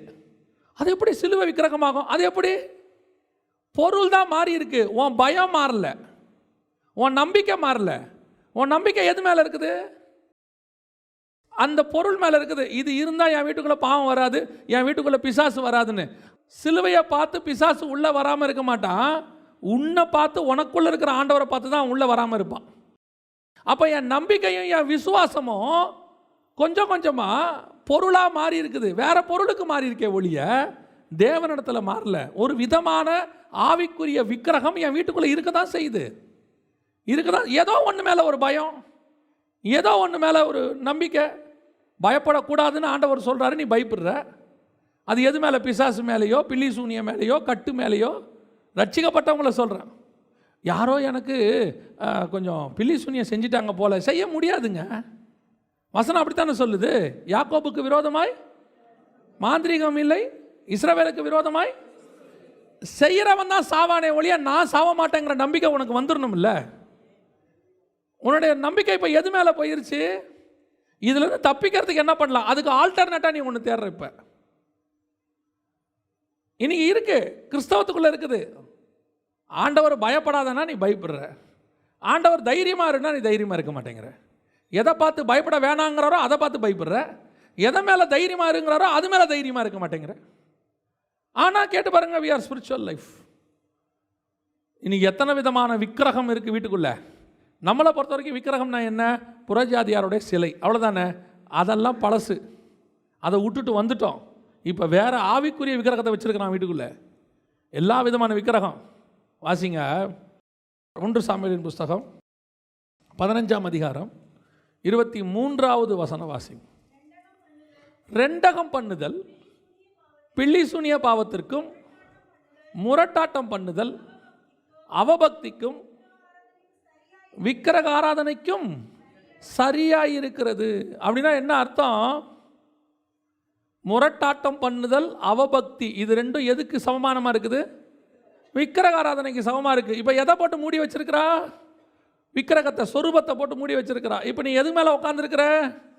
உள்ளுக்குள்ளே எண்ணத்தை போட்டு மறைச்சிருக்கிற? முரட்டாட்டத்தையும் அவபக்தியையும். இப்போ நான் சொன்னேனே பயம், அதுக்கு பேர் தான் அவபக்தி. எது மேலே உட்காந்துருக்கோம்? அவபக்திக்கு மேலே. உள்ளுக்குள்ளே என்ன இருக்குது? அவபக்தி இருக்குது, பயம் இருக்குது. ஆனால் பாடும்போது என்ன பாட்டு பாடுறோம்? சிங்கத்தின் மேலும் நடந்து வலு சர்ப்பத்தையும் மீதிப்பாய். ஆனால் பயம் இருக்கு பாருங்களேன்.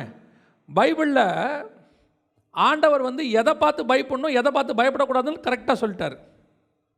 நீ கிட்டத்தட்ட பூமியில் இருக்கிற எதை பார்த்துமே நீ என்ன செய்யக்கூடாது? பயப்படக்கூடாது. நீ பயப்பட வேண்டியது தேவனுக்கு மட்டும்தான், வேறு எதுக்கும் நீ பயப்படக்கூடாது. அதுவும் புதிய ஏற்பாட்டில் தேவனிடத்தில் பயமே இல்லை, அன்பு தான். அவருடைய பராக்கிரமத்தை கண்டு பயப்படணும், அவருடைய பரிசுத்தத்தை கண்டு பயப்படணும். அது வேற. இந்த மாதிரி என்னால் இருக்க முடியல ஆண்டவரேன்னு அது வேற. இன்றைக்கி நமக்கு எது மேலே இருக்குது பயம்? எதுக்கு எடுத்தாலும் பயம். காற்றை கண்டா பயம், கருப்பை கண்டா பயம், சுடுகாட்டு பக்கம் போன பயம், எல்லாத்துக்கும் பயம். இன்றைக்கி நம்ம அப்படி தான் இருக்கிறோம். ஆவிக்குரியவங்க அப்படி இருக்கிறாங்க, அதான் ரொம்ப முக்கியம். ஆனால் வெளியே பார்க்கும்போது ஸ்பிரிச்சுவல் ஆவிக்குரிய சபை பாடும் போதெல்லாம் கம்பீரமாக பாடுறது, எல்லாம் பண்ணுறது. ஆனால் தனியாக நைட்டு வீட்டில் தூங்க மாட்டாங்க. பயம். வாசிங்க வெளிப்படுத்தின விசேஷம் 21ஆம் அதிகாரம் 8ஆம் வசனம். 21:8 வாசிங்க. பயப்படுகிறவர்களும் அவிசுவாசிகளும் அருவருப்பானவர்களும் கொலை பாதகரும் விபசாரக்காரரும் சூனியக்காரரும். நல்லா கவனிங்களேன். விபச்சாரம், விக்கிரகாதனை, கொலை பாதகம், இதுக்கெல்லாம் ஈக்குவல் என்னது? பயப்படுறது. அங்கே வசனம் இருக்கு பாருங்க. இதுக்கெல்லாம் ஈக்குவல் பயப்படுறது. அவபக்தி. ரெண்டாவது முரட்டாட்டம் பண்ணுதல். கர்த்தருக்கு பிடிக்காத ஒரு விஷயம் முரட்டாட்டம், ஆண்டவருக்கு பிடிக்காதது.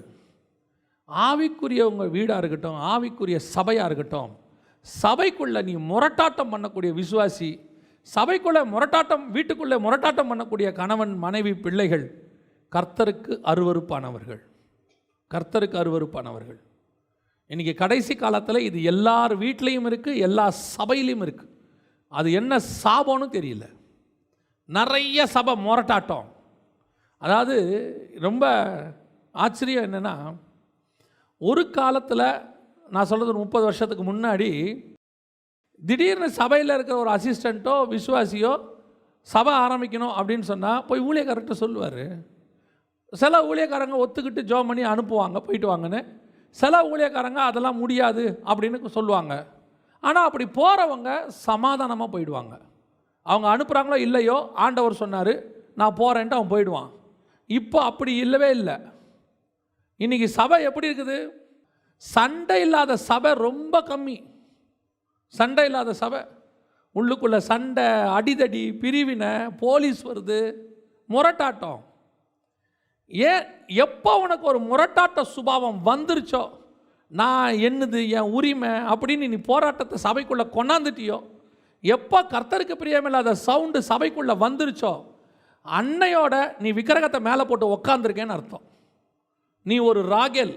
அப்படி பண்ணுற ஆள் கானானுக்கு போக மாட்டான், அப்படி பண்ணுற வீடும் போகாது. எப்போ பாருங்கள் நிறைய வீட்டில் முரட்டாட்டம். ஒன்று இப்படி சொன்னால் அப்படி, அப்படி சொன்னால் இப்படி. அது கணவனோ மனைவியோ பிள்ளைகளோ யாரோ மொத்தமாகவே. விட்டு கொடுக்குற சுபாவங்கிறது முற்றிலும் போச்சு. வசனம் சொல்லுது, கணவன் முரட்டாட்டம் பண்ணுறவனா இருந்தால் மனைவி தன் நல்ல நடக்கையினாலே, கற்புள்ள நடக்கையினாலே அவனை என்ன பண்ணணும்? ஆதாயம் பண்ணி கொள்ளணும். ஒருவேளை மனைவியானவள் அப்படி இருந்தால் கணவன் அவளை ஆதாயம் பண்ணி கொள்ளணும். ரெண்டுத்துக்கும் பைபிளில் வசனம் இருக்குது. இன்றைக்கி எத்தனை வீட்டில் டிவோர்ஸ், எத்தனை வீட்டில் பிரிவினை, எத்தனை பேர் பிரிஞ்சிருக்கிறான்? காரணம் என்ன? முரட்டாட்டம். அன்னைக்கு நம்ம அப்பா அம்மாக்கள் அந்த தாத்தா காலத்தில் பார்த்தீங்கன்னு சொன்னால் எவ்வளோக்கு எவ்வளோ விட்டு கொடுக்க முடிஞ்சிச்சோ அவ்வளோக்கு என்ன பண்ணாங்க? விட்டு கொடுத்து குடும்பத்தை நடத்தி எப்படியாவது ஓடி முடிக்கணும், கானானுக்கு போயிடணும்னு நினச்சாங்க. யார் வீட்லேயும் பிரச்சனை இல்லாமலாம் கிடையாது, எல்லா வீட்லேயும் பிரச்சனை இருந்துச்சு. அப்போல்லாம் 5 அண்ணன் தம்பி, 8 அக்கா தங்கச்சி, அந்த வீடுகள்லேயே என்ன இருந்துச்சு?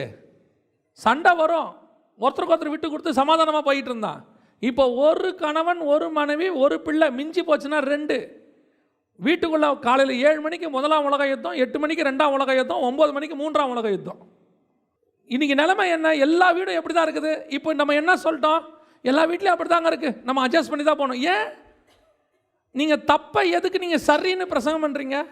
அப்படி தான் இருக்கும், எல்லா வீட்லேயும் இப்படி தான் இருக்குது, நம்ம தான் அப்படின்னா நீ ஒரு ராங் டாக்டரினை கொண்டு வந்து நுழைக்கிற உள்ள. சமாதானத்தின் தேவன் இருக்கிற வீட்டுக்குள்ளே என்ன இருக்குது? முரட்டாட்டம். முரட்டாட்டம் இருக்கிற வீட்டுக்குள்ளே எப்படி தேவன் இருப்பார்? ஆனால் கிறிஸ்தவங்க, ஆவிக்குரியவங்க முரட்டாட்டம், விட்டு கொடுக்குற சுபாவம் சுத்தமாக இல்லை. இப்போ எல்லாம் சொல்லிடுறான் தெரியுமா? அடுத்து பிள்ளைங்கெல்லாம் ரொம்ப மோசம் இந்த காலத்தில், ஒன்று கூட கீழ்ப்படிய மாட்டேது. நீ பண்ணால் தானே உன் பிள்ளை கீழ்ப்படியும். பிள்ளை யாரை பார்த்து வளர்ந்துச்சு? யாரை பார்த்து பிள்ளை வளருது? அப்பா அம்மாவை பார்த்து தானே வளருது. அப்பா ரிமோட்டை தூக்கி அடித்தா அவன் வீடியோ கேம்ஸை தூக்கி அடிப்பான். சேம், அவ்வளோதான். எங்கே போயிட்டு வருவோம்? எல்லாம் நம்மக்கிட்ட இருந்தால் வரும்.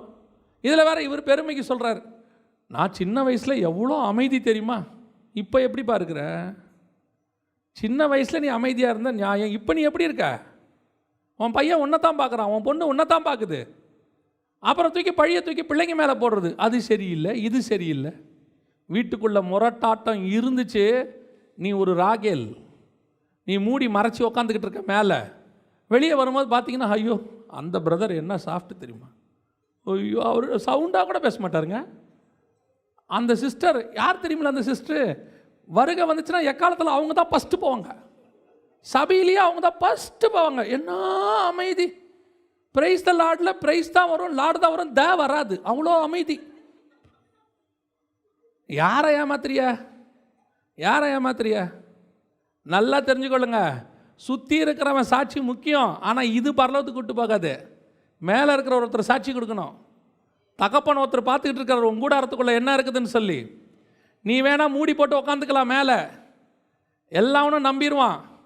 ஓ அந்த குடும்பத்தை போல் உண்டா, இதுவிட மாதிரி உண்டா, அந்த ஊழியக்கார மாதிரி உண்டா, இந்த விசுவாசி மாதிரி உண்டா, எல்லாம் நம்பிடுவான். சாட்சி கர்த்தர் கொடுக்கணும். யாக்கோபே உன் கூடாரம் எவ்வளவு அழகாக இருக்கிறது. ஆண்டவர் சொல்லணும் பார்த்து, எவனும் சொல்ல வேண்டிய அவசியம் இல்லை. ஆண்டவருக்கு தெரியும் உன் கூடாரத்துக்குள்ளே என்ன இருக்குது. உள்ளுக்குள்ளே முரட்டாட்டம் இருக்குதா, விக்கிரகம் இருக்கா, சொரூபம் இருக்கா, நீ மறைச்சி வச்சுக்கலாம். நீ மறைச்சி வச்சுக்கலாம். நீ வச்சிருக்கிறது உன் கணவனுக்கு தெரியாது, நீ வச்சிருக்கிறது உன் மனைவிக்கு தெரியாது, பிள்ளைகளுக்கு தெரியாது. நீ என்ன விக்கிரகம் வச்சிருக்கிற, உள்ள என்ன அருவருப்பு வச்சிருக்கிற, கர்த்தருக்கு பிரியமில்லாதது என்ன வச்சிருக்கிற. இல்லை சில விஷயங்கள்லாம் பார்த்தீங்கன்னு சொன்னால் புடவையில் இருக்குது, நகையில் இருக்குது, டிஷர்ட்டில் இருக்குது, விக்கிரகம் இருக்குது, அருவருப்பு இருக்குது, போட்டு வச்சிருக்கிற. அதை தூக்கி போடணுங்கிற எண்ணம் கூட வரலையே. ஏன் வரல? காஸ்ட்லி. ஆண்டவர் பார்க்குறாரு. ஆண்டவருக்கு காஸ்ட்லி இல்லைங்கிற பேச்சே கிடையாது. ஆண்டவருக்கு விக்கிரகம் இல்லையாங்கிற பேச்சு தான். நீ விரும்புறியா இல்லையாங்கிற பேச்சு தான். ஆண்டவர் இதெல்லாம் தாங்க பார்ப்பாரு. இந்த மாதிரி சின்ன சின்ன விஷயம் தான் நீங்கள் நினச்சிட்டு இருக்கிறீங்களா? ஆண்டவர் நீங்கள் பவுல் மாதிரி பட்டணங்கள் தோறும் அடிக்கப்படுறதையும் பட்டயமோ நிர்வாணமோ நாசமோசமோ தான் பார்ப்பாருன்னு. ஆண்டவர் சின்ன சின்ன விஷயத்தையும் பார்ப்பாரு. கூடாரத்துக்குள்ளே விக்கிரகம் இருக்கான்னு பார்ப்பாரு. அப்புறம் ஏசா கூட வாங்கி குடிக்கிறானான்னு பார்ப்பாரு. எவன் முட்டி போட்டு தண்ணி குடிக்கிறான், எவன் நக்கி குடிக்கிறான்னு பார்ப்பாரு. ஆண்டவருடைய செலெக்ஷன் ரொம்ப சிம்பிளாக கூட இருக்கும். நீ எதெல்லாம் விரும்புகிறேன்னு ஆண்டவர் சிம்பிளாக பார்த்துக்கிட்டு இருப்பார். இந்த ஒரு விஷயத்தில் எனக்கு இந்த இதுனா ரொம்ப இஷ்டம், ஆனால் அது விக்கிரகத்துக்குரியதாக இருக்கும். அதிலே சொல்லுவான் இது விக்கிரகத்துக்குரியதுன்னே சொல்லுவான். எவ்வளோ பெரிய அக்கிரமம்! ஒரு சின்ன காரியத்தை விட்டு கொடுக்க முடியல, ஒரு சின்ன அருவருப்பை விட்டு கொடுக்க முடியல, அதை மூடி போட்டு உட்காந்துக்கிறோம். ரொம்ப கேர்ஃபுல்லாக இருந்து கொள்ளுங்க. அது உன்னை கானானுக்கு போக விடாமல் என்ன செஞ்சிடும்? தடுத்துரும். பார்க்கறதுக்கு சின்ன விக்கிரகம் தான், நீ தான் அது மேலே உட்காந்துருப்ப. நம்ம நினச்சிப்போம் அது நம்ம கண்ட்ரோலில் தான் இருக்குதுன்னு. ஆனால் விக்கிரகம் உன்னை சாப்பிட்டுக்கிட்டு இருக்குது, உன்னை போக விடாமல் தடுத்துரும். ரெண்டாவது வாசிங்க, ராகேலுக்கும் லேயாளுக்கும் என்ன வித்தியாசம் வாசிங்க. ஆதியாகமத்தின் புஸ்தகம் 30ஆம் அதிகாரம் 1வது வசனம் வாசி. ராகேல் தான் யாக்கோப்புக்கு பிள்ளைகளை பெறாததை கண்டு தன் சகோதரியின் மேல் பொறாமை கொண்டு யாக்கோப்பை நோக்கி, எனக்கு பிள்ளை கொடும், இல்லாவிட்டால் நான் சாகிறேன் என்றாள். ராகேல்கிட்ட உள்ள ரெண்டாவது சுபாவம் என்ன சுபாவம்? ஆண்டவர் ஒவ்வொருத்தருக்கு ஒவ்வொரு காலகட்டத்தை வச்சிருக்கிறார். ஒருத்தரையும் ஆசீர்வதிக்கிறதுக்கு ஆண்டவர் என்ன பண்ணுறாரு? ஒரு காலகட்டம் வச்சிருக்கிறார். அந்த காலகட்டத்தில் கர்த்தர் கண்டிப்பாக என்ன செய்வார்? ஆசீர்வதிப்பார். அதில் எந்த மாற்று கருத்தும் இல்லை. நம்ம நான் ஏற்கனவே ஆரம்பிக்கும் போது சொன்னேன், நம்ம தேவனிடத்தில் பாரபட்சம் என்பதே கிடையாது. எல்லாரையும் நேசிக்கிறாரு. நம்ம எப்படி அடிப்படையில் இருக்கிறோமோ அதுபடி மாறுபடுது. நம்ம ஸ்பிரிச்சுவல் லைஃபுக்கு ஏற்ற மாதிரி அது மாறுபடுதே ஒழிய கர்த்தருடைய அன்பில் என்ன கிடையாது, மாற்று கருத்துமே இல்லை. நம்ம பாத்திரம் எப்படியோ, நம்ம பெரிய பாத்திரமாக இருந்தால் அவர் அன்பு நிறைய ஊற்றப்படுது, நமக்கு தெரியுது, ஐயோ நிறைய ஊற்றுறாருன்னு நினச்சிக்கிறோம். நம்ம வாய் சின்னதாக இருந்துச்சு, டம்ளர் அளவு தான் இருந்துச்சுன்னா ஊட்டப்படுற அன்பு தண்ணி அது ஒரே மாதிரி தான் ஊற்றுது, ஆனால் டம்ளர் கொஞ்சம். நம்ம அடிப்படையில் தான் இருக்குது. ஆண்டவருடைய கிருபையில் எந்த விதமான மாற்று கருத்தும் இல்லை. நம்ம பாத்திரம் எப்படியோ அதன் அடிப்படையில் தான் நிரப்புறது. இப்போ ராகேலுக்கு பிள்ளை இல்லை, எல்லாருக்கும் தெரிஞ்ச ஒரு விஷயந்தான். இப்போ அந்த அம்மாவுக்கு பிள்ளை இல்லைங்கிறத விட அந்த வசனம் ரொம்ப அழகாக இருக்குது பாருங்களேன். ராகேல் தான் யாக்கோப்புக்கு பிள்ளைகளை பெறாததை கண்டு தன் சகோதரியின் மேல் பொறாமை கொண்டு. ஏன் பொறாமப்படணும்? ஏன் பொறாமப்படணும்? எனக்கு பிள்ளை இல்லை அவ்வளோதான். ஏன் அவளுக்கு ஏன் பிறக்குது அப்படின்னா, எனக்கு பிறக்கலை அது வரைக்கும் சரி, துக்கமாக கூட இருக்கலாம். ஆண்டவரே எனக்கு பிள்ளை கொடுக்கலையே, எனக்கு இது நடக்கலையே. எப்போ நீ கூட இருக்கிறவங்களுக்கு நடக்கிறத பார்த்து பொறாமை கொள்ள ஆரம்பிக்கிறியோ, உன் வீழ்ச்சி ஆரம்பிச்சிச்சுன்னு அர்த்தம். உன்னோட வீழ்ச்சி அங்கே தான் ஆரம்பிக்கும். சவுலுடைய அற்புதமான குணம் என்ன தெரியுமா? சவுல் ராஜாவுடைய அற்புதமான குணம், அவனை ராஜாவாக கர்த்தர் அபிஷேகம் பண்ண உடனே பேலியாளின் மக்கள்னு கொஞ்சம் பேர் இருக்கிறாங்க. அவன் வந்து சொல்லுவான், இவனா எங்கள் ராஜா, நாங்கள் ஏற்றுக்கொள்ள முடியாதும்பா. இவன் காது கேளாதவனை போல இருந்தான், ஒன்றுமே கவனிக்கவே இல்லை, கம்முன்னு இருந்தான். ஒரு நாள் வந்தது, பெலிஸ்தரோட சண்டை வந்தது, பெலிஸ்தரை ஜெயிச்சான். இவன் பெரிய ராஜான்னு ஆண்டவர் ப்ரூஃப் பண்ணார். ப்ரூஃப் பண்ண உடனே சுற்றி இருக்கிறவங்க சொன்னாங்க, உன்னை இப்படிலாம் பேசினவங்கள என்ன பண்ணிடு, வெட்டி போடு. அதுக்கு சவுல் சொன்னால், இது கர்த்தர் ரட்சிப்பை கட்டளையிட்ட நாள், இன்றைக்கி ஒருத்தரை கூட என்ன செய்யக்கூடாது, சாகடிக்கக்கூடாது. எவ்வளோ பெரிய பெருந்தன்மை பாருங்க. விட்றா போட்டோம், விட்றா பேசினா பேசிட்டு போகிறான். எப்பேற்பட்ட ராஜாவை கர்த்தர் அவனை மாற்றினார் தெரியுமா? யோசித்து பாருங்கள். தன் தேசத்துக்கு தனக்கு பதிலாக அவனை ராஜாவை மாற்றினார். அவர் சொல்கிறாரு சாமுவேல்கிட்ட, உன்னை அல்ல அவர்கள் என்னை தள்ளினார்கள். சரி, என் ஸ்தானத்தில் ஒருத்தனை கேட்குறாங்க, கொடுக்குறேன். யாரை கொடுக்குறீங்க? சவுலை கொடுக்குறேன். சவுல் யார்? இஸ்ரவேலிலே உயரமானவன். பரவாயில்ல, அவனை கொடுறா, என்னுடைய போஸ்டிங் அவனுக்கு கொடுக்குறேன். கர்த்தர் அப்படி தான் கொடுத்துருக்கிறார் ஆசீர்வாதம். இந்த ஆசீர்வாதத்தை அவன் பெற்றுக்கொள்கிறதுக்கு ஒரு நல்ல சுபாவம். யார் என்ன பேசணும் எப்படி இருப்பான்? வசனம் சொல்லுது, காது கேளாதவனை போல. அவன் வீழ்ச்சி எங்கே ஆரம்பிச்சிச்சு தெரியுமா? எப்போ தாவீதை உயர்த்தி பேசும்போது, அவர்கள் எனக்கு 1000 கொடுத்தார்கள், அவனுக்கோ 10000 கொடுத்தார்கள். அவன் கேட்ட உடனே அவன் வீழ்ச்சி ஆரம்பிச்சிருச்சு. தாவீது மேலே என்ன வந்துச்சு? அவனுக்கு பொறாமை கொண்டு. இதுதான் அவன் வாழ்க்கையினுடைய மிக முக்கியமான வீழ்ச்சிக்கு ஆரம்பம். கர்த்தர் உன்னை ஆசீர்வதிக்கிறாரோ ஆசீர்வதிக்கலையோ அது வேற விஷயம், அது உனக்கும் தேவனுக்கும் உள்ளது. உன் கூட இருக்கிற சக சகோதரன், உன் கூட இருக்கிற சக விசுவாசி, உன் கூட இருக்கக்கூடியதான சக ஊழியன், உன் கூட இருக்க பிறந்த சகோதரன், கூட பிறந்த சகோதரனோ சகோதரியோ நண்பனோ உயர்த்தப்படும் போது உன் இருதயத்தில் இம்மி அளவு பொறாமை வந்தால் கூட உன் வீழ்ச்சி ஆரம்பிச்சிருச்சுன்னு அர்த்தம். அவன் ஆசீர்வதிக்கிறதை பார்க்கும்போது உனக்கு சந்தோஷம் கண்டிப்பாக வரணும்.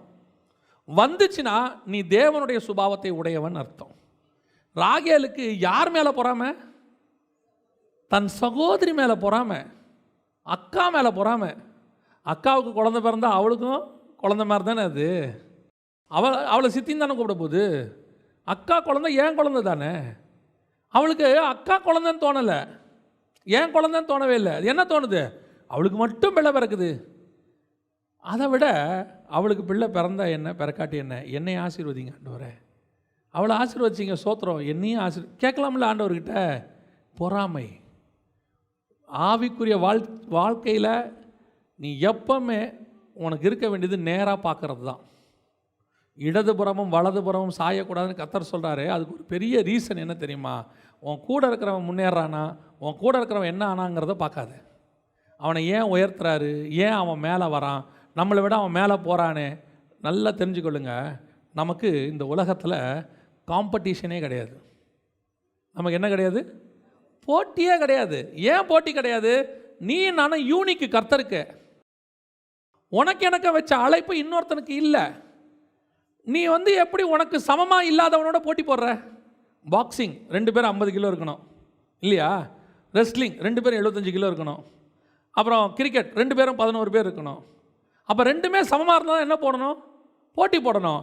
கர்த்தர் எனக்கு வச்ச அழைப்பை இன்னொருத்தனுக்கு வைக்கலை. அப்படி இருக்கும்போது நான் எப்படி அவங்களோட போட்டி போட முடியும்? போட்டியே கிடையாது. உலகத்தானுக்கு தான் போட்டி இருக்குது. அவன் போட்டி போடுவான், சாவான், முன்னேறுவான், கீழே போவான்.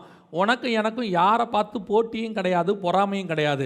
என் வாழ்க்கைக்கு எனக்கு ஒரு ஆசீர்வாதத்தை கொடுத்தீங்க ஆண்டவரே, அந்த ஆசீர்வாதம் என் வாழ்க்கையின் முடிவு வரைக்கும் இருக்கணும். அவ்வளோதான். சோத்திரம், பிரைஸ் தி லார்ட். போயிட்டே இருக்க வேண்டியது தான். ஏன் அவன் மேலே போனான், ஏன் இவன் உயர வந்துட்டான், என் கூட இருந்தவன்லாம் மேலே போட்டான், போகட்டும். அதில் எதுக்கு பொறாமை? அவன் போகும்போது மட்டும் நீ சந்தோஷப்பட ஆரம்பிய.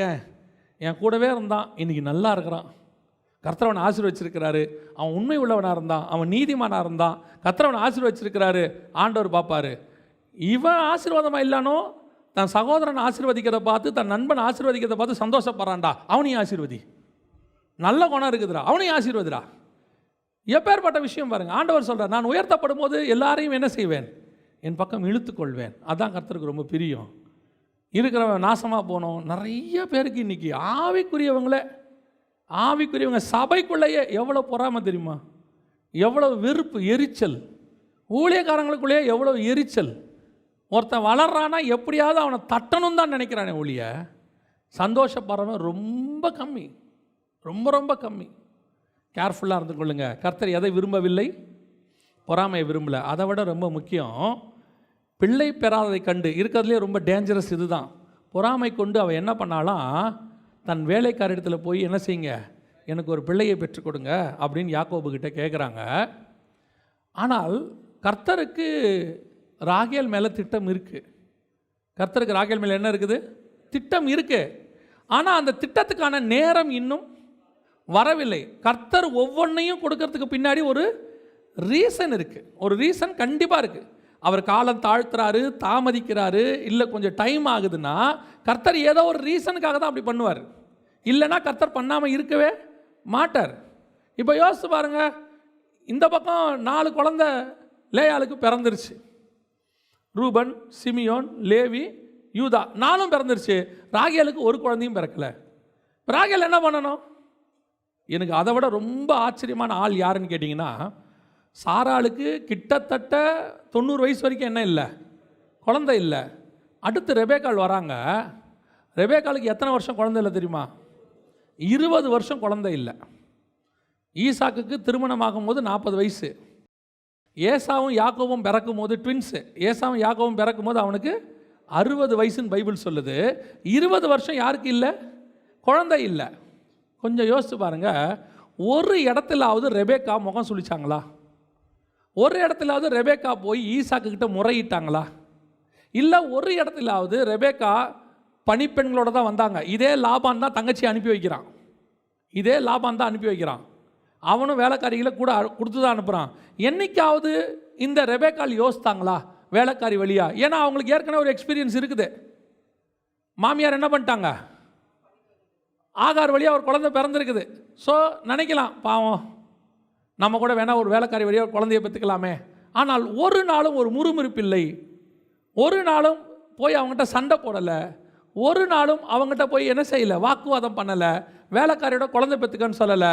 20 வருஷம் பொறுமையோடு கூட காத்திருக்கிறாரு. அவங்களுடைய மருமக யாரு? ராகேல்.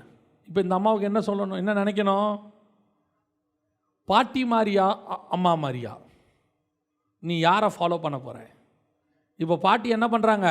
வேலைக்காரிக்கிட்ட போய் ஆகாரம் கொண்டாந்துட்டாங்க. இப்போ அம்மா 20 வருஷம் அமைதியாக இருக்காங்க. நடந்தது என்ன? ராகேல் என்ன பண்ணிட்டாங்க? ஃபாலோ பண்ணிட்டாங்க, போயாச்சு. என்ன கொடுமை தெரியுமா? இவங்க போய் பிறந்த குழந்தை தான் தான் கோத்திரம். ராகேல் தன் வேலைக்காரிக்கு பிறக்க சொன்னது என்னது? தான் கோத்திரம். தான் கோத்திரம் தான் பிசாசின் கோத்திரம். தான் கோத்திரம் தான் அந்தி கிறிஸ்துவின் கோத்திரம். 49ஆம் அதிகாரம் ஆதியாகமத்தின் புஸ்தகம் 17வது வசனம்.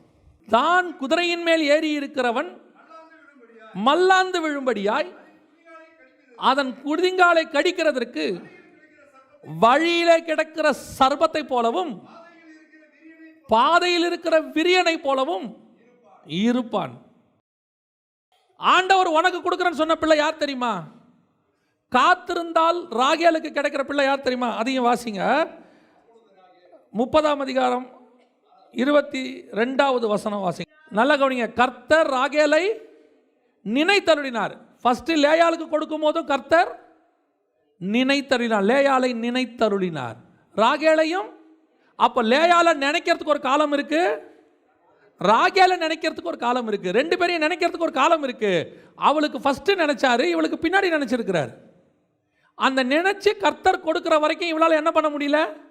வெயிட் பண்ண முடியல. அவசரம் அவசரம் அவசரம் அவசரமாக எனக்கு பிள்ளையை கொடும்.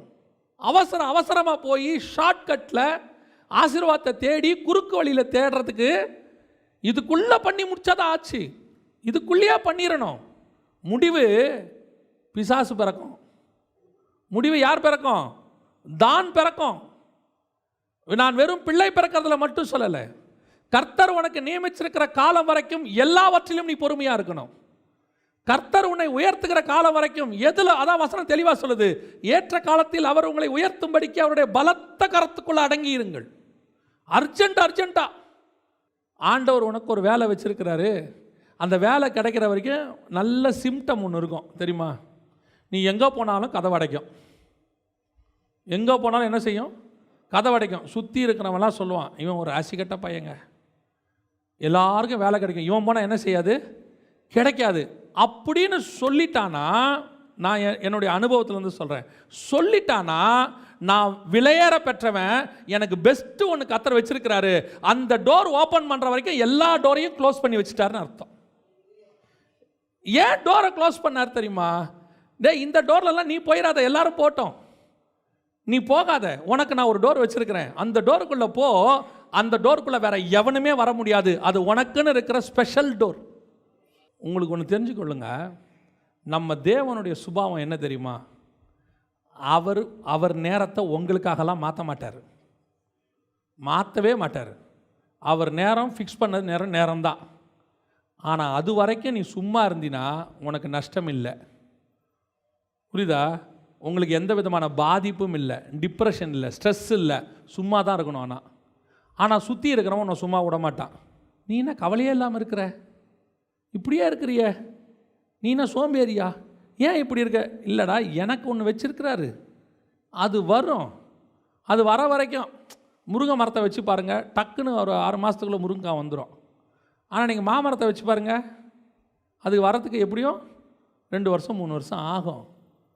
அப்புறம் முருங்காய் மரம் பார்த்து, மாமரத்தை பார்த்து, என்னை பார்த்தல 6 மாதத்தில் வந்துட்ட, நீ சோம்பேறி, மெதுவாக வளர்ற, பழத்தையும் காணோம், ஒன்றுத்தையும் காணோம், நீ வேஸ்ட்டு தெரியுமா? நான் பாரு ஒல்லியாக இருந்தாலும் எவ்வளோ முருங்காய் கொடுக்குற, நீ குண்டாக இருக்கிற, ஒன்றும் இல்லைம்பா. மாங்காய் சொல்லுவோம், டேய் நீ காத்தடிச்சா கீழே விழுவ, என்னை கர்த்தர் உருவாக்குறது எவ்வளோ புயல் அடித்தாலும் கீழே விழாமல் ஸ்ட்ராங்காக நிற்க வைக்கிறதுக்கு உருவாக்கிக்கிட்டு இருக்கிறாரு. அதுக்கப்புறம் நான் கனி கொடுப்பேன் பாரு, என் கனியோடைய ஈக்குவல் பண்ணால் நீ ஒன்றும் இல்லாமல் காணாமல் போயிடுவேன். ஆனால் எனக்கு ஒரு டைம் வச்சுருப்பாரு, யூ மஸ்ட் வெயிட்.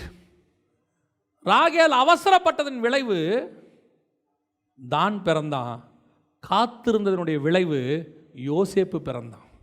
யோசேப்பு தான் தி பெஸ்ட். யோசேப்பு யார் தெரியுமா? அதான் ரொம்ப முக்கியம். ஆபிரகாமுக்கு சேஷ்டபுத்திரன் யாரு? ஈசாக்கு. ஈசாக்குக்கு சேஷ்டபுத்திரன் யாரு? யாக்கோபு. யாக்கோபுக்கு சேஷ்டபுத்திரன் யாரு? நம்ம வெறும் ஆபிரகாமின் தேவனும் ஈசாக்கின் தேவனும் யாக்கோபின் தேவனும் தானே சொல்கிறோம். அப்படி தானே சொல்கிறோம். யாக்கோபின் சேஷ்டபுத்திரன் யாரு? வாசிங்க 1 நாளாகமத்தின் புஸ்தகம் 5ஆம் அதிகாரம் 1-2 வாசிங்க. ரூபன் இஸ்ரவேலுக்கு முதற் பிறந்த சிரேஷ்ட புத்திரன். ஆனாலும் அவன் தன் தகப்பனுடைய மஞ்சத்தை தீட்டுப்படுத்தின படியினால் கோத்திரத்து அட்டவணையிலே அவன் முதற் பிறந்தவனாக எண்ணப்படாமல் அவனுடைய சிரேஷ்ட புத்திர சுதந்திரம் இஸ்ரவேலின் குமாரனாகிய யோசேப்பின் குமாரருக்கு கொடுக்கப்பட்டது. யூதா தன் சகோதரரிலே பலத்ததினால் ராஜாதிபாத்தியம் அவன் சந்ததியில் உண்டானது. ஆகிலும் சிரேஷ்ட புத்திர சுதந்திரம் யோசேப்புடையதாயிற்று. சேஷ்டபுத்திர சுதந்திரம் யோசேப்புடையதாய் மாறிடுச்சு. ஏன் ராகேலுக்கு பிள்ளை இல்லை தெரியுமா? முதல்ல பிறந்தவன் ரூபன். ஃபர்ஸ்ட் ரூபன். ரூபன் தப்பு பண்ண உடனே கர்த்தர் பார்க்குறாரு, இவனுக்கு ஆல்டர்னேட் ஒருத்தனை கொடுக்கணும். ரூபனுக்கு பதிலாக ஒருத்தனை எடுக்கணும். சிமியோனும் லேவியும் கொலைகார பட்டயம். 2 பேரும் ஒரு தப்பாக நல்லவனை ஒருத்தனை என்ன பண்ணிட்டாங்க? கொலை பண்ணிட்டாங்க. யூதா யாரு? ராஜா குலத்துக்கு அவனை ராஜாவாக்கிட்டாரு. ஆனால் யாக்கோபுக்குன்னு ஒருத்தன் வேணும், சேஷ்டபுத்திரம் பாகம் வேணும். அவனை யாரை கொடுக்கலாம்? கர்த்தர் ராகேலை நினைத்தருளினார். அவள் வழியாக தான் கொடுக்கணும். நீ காத்திருந்தினா கர்த்தர் கொடுக்கறது எப்படி இருக்கும் தெரியுமா? சமஸ்த இஸ்ரவேலிலே தி பெஸ்ட்டை கொண்டு வந்து கர்த்தர் உன் கையில் கொடுப்பார். அது உன் வேலையாக இருக்கட்டும், உன் குடும்பமாக இருக்கட்டும், உன் படிப்பாக இருக்கட்டும், அல்லது கர்த்தர் கொடுக்குற எது வேணாலும் இருக்கட்டும். நான் எந்த விஷயத்துக்கும் சொல்கிறேன். நீங்கள் ஒரு வீடு வாங்க போகிறீங்க, நீங்கள் ஒரு லேண்டு வாங்க போகிறீங்க, கர்த்தர் கொடுக்குற வரைக்கும் வெயிட் பண்ணுங்கள். கர்த்தர் கொடுக்குற வரைக்கும் வெயிட் பண்ணுங்கள். உனக்குன்னு கர்த்தர் கொடுக்கணும்னு முடிவு பண்ணிட்டார்னா அவர் கொடுப்பாரு. கொஞ்சம் டைம் ஆகும், கொஞ்சம் லேட் ஆகும், ஆனால் தி பெஸ்ட்டு கொடுப்பாரு. The best. அந்த தி பெஸ்ட்டுக்கு ஈக்குவலாக இன்னொன்று இருக்கவே இருக்காது. எல்லாரும் சொல்லுவாங்க, நாங்கள்லாம் வீடு கட்டினோம், ஆனால் உன் வீடு மாதிரி இல்லைம்பா சொல்லுவான். இந்த மாதிரி ஒரு இடத்துல கிடைக்கவே கிடைக்காது. கர்த்தர் உனக்கு தி பெஸ்ட்டு கொடுத்துருக்காரும்பா. நான் ஒரு உதாரணத்துக்கு தான் சொல்கிறேன். இந்த மாதிரி எல்லாத்துலேயும் கர்த்தர் ஆசீர்வதிப்பார். அவசரப்படாதீங்க, டக்குன்னு ஷார்ட்கட் எடுக்காதீங்க. உடனே அவனை பிடிக்கலாமா இவனை பிடிக்கலாமா. நான் உங்களுக்கு சொல்கிறேன், கர்த்தர் கொடுக்காம வேற யார் கொடுத்தாலும் அதில் கொஞ்சம் தீமை இருக்கும். ஏன்னா மனுஷன் நன்மையும் தீமையும் நிறைஞ்சவன். அவன் நன்மை செஞ்சாலும் அதில் என்ன இருக்கும்? கொஞ்சம் தீமை. ஏன்னா அவனுடைய டிசைனே அப்படி.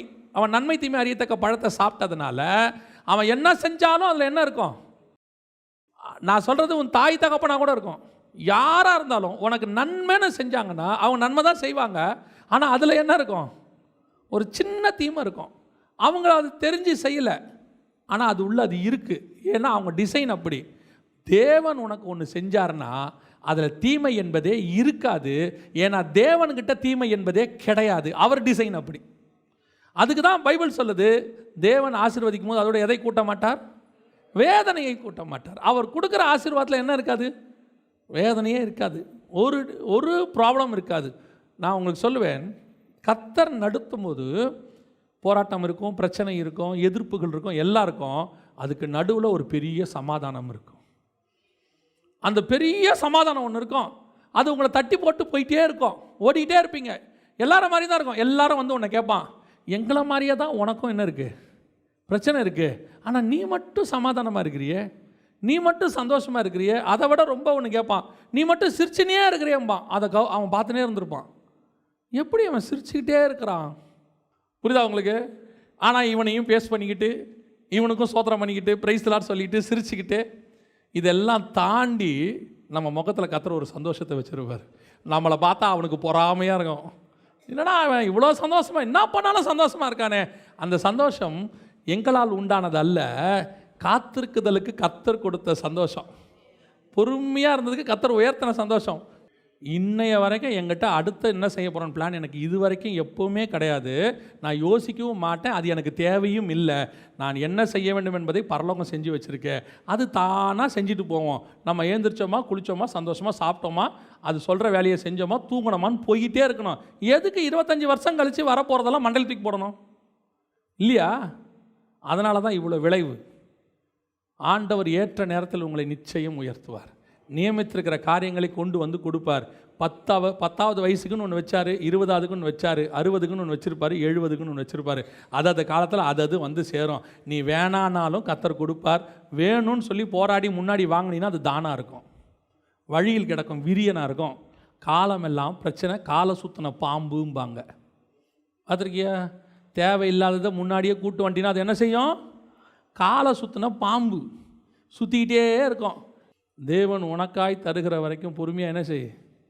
காத்திரு. எல்லா விஷயத்துலையும் சொல்கிறேன். அது பிஸ்னஸாக இருக்கட்டும், வேலையாக இருக்கட்டும், அல்லது கல்யாணமாக இருக்கட்டும், படிப்பாக இருக்கட்டும், சம்பாத்தியமாக இருக்கட்டும், உனக்கென்று கர்த்தர் உன்னை நியமிச்சிருப்பார். ஆனால் சோம்பேறியாக இருக்கக்கூடாது. ஏற்ற காலத்தில் கர்த்தர் உயர்த்திடுவார். 60 வயசு வரைக்கும் வேலை கொடுக்காம இருந்தால் அது கர்த்தர் சித்த அர்த்தம் அப்படி அல்ல. நீ உழைக்க வேண்டிய நேரத்தில் கர்த்தர் உனக்கு என்ன கொடுப்பார்? கண்டிப்பாக ஒரு வேலை கொடுப்பார். அல்லேலூயா. ரொம்ப கேர்ஃபுல்லாக இருங்க. ஏன் வழியிலே ராகேல் மரிச்சால் தெரியுமா? அவள் அவசரப்பட்டு வழியில் கிடக்கிற சர்ப்பத்தை பிறப்பித்தாள். அந்த சர்ப்பம் எங்கே இருந்துச்சு? வழியில் இருந்துச்சு. இவ கூடாரத்துக்குள்ளே எது வச்சுருந்தா? விக்கிரகத்தை வச்சுருந்தா. அந்த விக்கிரகமும் இந்த சர்ப்பமும் அவளை வழியிலே கொண்டு போட்டுருச்சு. அவளை போடாமல் பண்ணிருச்சு கானானுக்கு. நீ அவசரப்பட்டு பண்ணுற பல வேலைகள் உன் வாழ்க்கையை பாதியிலே முடிச்சு போட்டுரும். ரொம்ப கேர்ஃபுல்லாக இருக்கணும். தேவன் உனக்கு நியமித்ததை கொடுக்கும் அளவும் பொறுமையோடு காத்திருக்கணும். அல்லேலூயா. கடைசியாக வாசிங்கள். ராகேல் செய்தது என்ன? ஆதியாகமத்தின் புஸ்தகம் 30ஆம் அதிகாரம் 14வது வசனத்தை வாசிங்க. கோதுமை அறுப்பு நாட்களிலே ரூபன் வயல்வெளியிலே போய் தூதாயிம் கனிகளை கண்டெடுத்து அவைகளை கொண்டு வந்து தன் தாயாகிய லேயாளிடத்தில் கொடுத்தான். அப்பொழுது ராகேல் லேயாளை நோக்கி, உன் குமாரனுடைய தூதாயிம் கனியில் எனக்கு கொஞ்சம் தா என்றாள். தூதாயிம் கனி அப்படின்னா என்ன அப்படின்னு கேட்டால், நமக்கு தூதாயிம் கனினா தெரியாது. அது வந்து இஸ்ரவேலில் இருக்கக்கூடியதான ஒரு விசேஷமான ஃப்ரூட், மெடிக்கல் குணம் நிறைந்ததான ஒரு ஃப்ரூட். இதுக்காக தான் போய் அதை படித்தோம். சரியா? அது வந்து ஒரு விதமான ஃப்ரூட்டு. அதோடைய வேரில் இருந்தே அவ்வளோ நல்லது. அது வந்து அவ்வளோ சீக்கிரத்தில் கிடைக்காது எங்கேயுமே. ஒரு அது வந்து ஒரு விசேஷமானதுன்னு வச்சுக்கோங்களேன். விசேஷமான ஃப்ரூட் நார்மலாக கிடைக்கிறது கிடையாது. அது கொஞ்சம் ப்ரீஷியஸ். இப்போ இந்த ஃப்ரூட்டை வந்து ரூபன் கொண்டு வந்து யாருக்கு கொடுக்குறான்? தன் தாயாருக்கு கொண்டு வந்து கொடுக்குறான். சேஷ்டபுத்திர பாகம். அந்த அம்மாவை பொறுத்த வரைக்கும் அவன் தான் முதல் பையன், மூத்த பையன். அப்படி தானே? அந்த அம்மாவுக்கு அவன் தான் மூத்த பையன். கர்த்தரை பொறுத்த வரைக்கும் யோசேப்பு, அந்த அம்மாவுக்கு அவன் தான் ஃபஸ்ட்டு பையன். கொண்டு வந்து கொடுக்குறான். யோசித்து பாருங்கள், தன்னுடைய ஃபஸ்ட்டு பையன் தி பெஸ்ட்டாக ஒரு ஃப்ரூட்டை கொண்டு வந்து கொடுக்குறான். கொண்டு வந்து லேயாள்கிட்ட கொடுத்தோன்னே அதை வாங்கி அவங்க சாப்பிட போகிறாங்க. போகும்போது ராகேல் கேட்குறாங்க, எனக்கு கொஞ்சம் தா அப்படின்னு கேட்குறாங்க. உடனே இந்த அம்மா சொல்கிறாங்க, நீ ஏற்கனவே எங்கள் வீட்டுக்காரர் என்ன பண்ணிட்ட? எல்லாம் எடுத்துகிட்டு போயிட்ட. இப்போ எனக்கு ஆண்டவர் பையனால் ஒரு ஆசீர்வாதம் கொடுத்துருக்கிறாரு, அதையும் நீ எடுத்துக்க பார்க்குறியா அப்படின்னு சொன்ன உடனே ராகேலுடைய பதில் என்ன தெரியுமா? நீ வேணா வீட்டுக்காரர் எடுத்துக்கோ, பழத்தை கொடுத்துரு.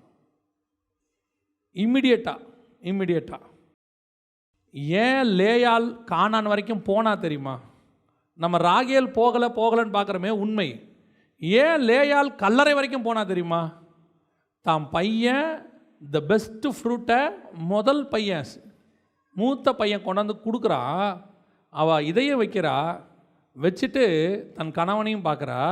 அவள் சொல்கிறா, இந்த ஃப்ரூட்டை விட நான் யாரை நேசிக்கிறேன்? என் கணவனை நான் நேசிக்கிறேன்.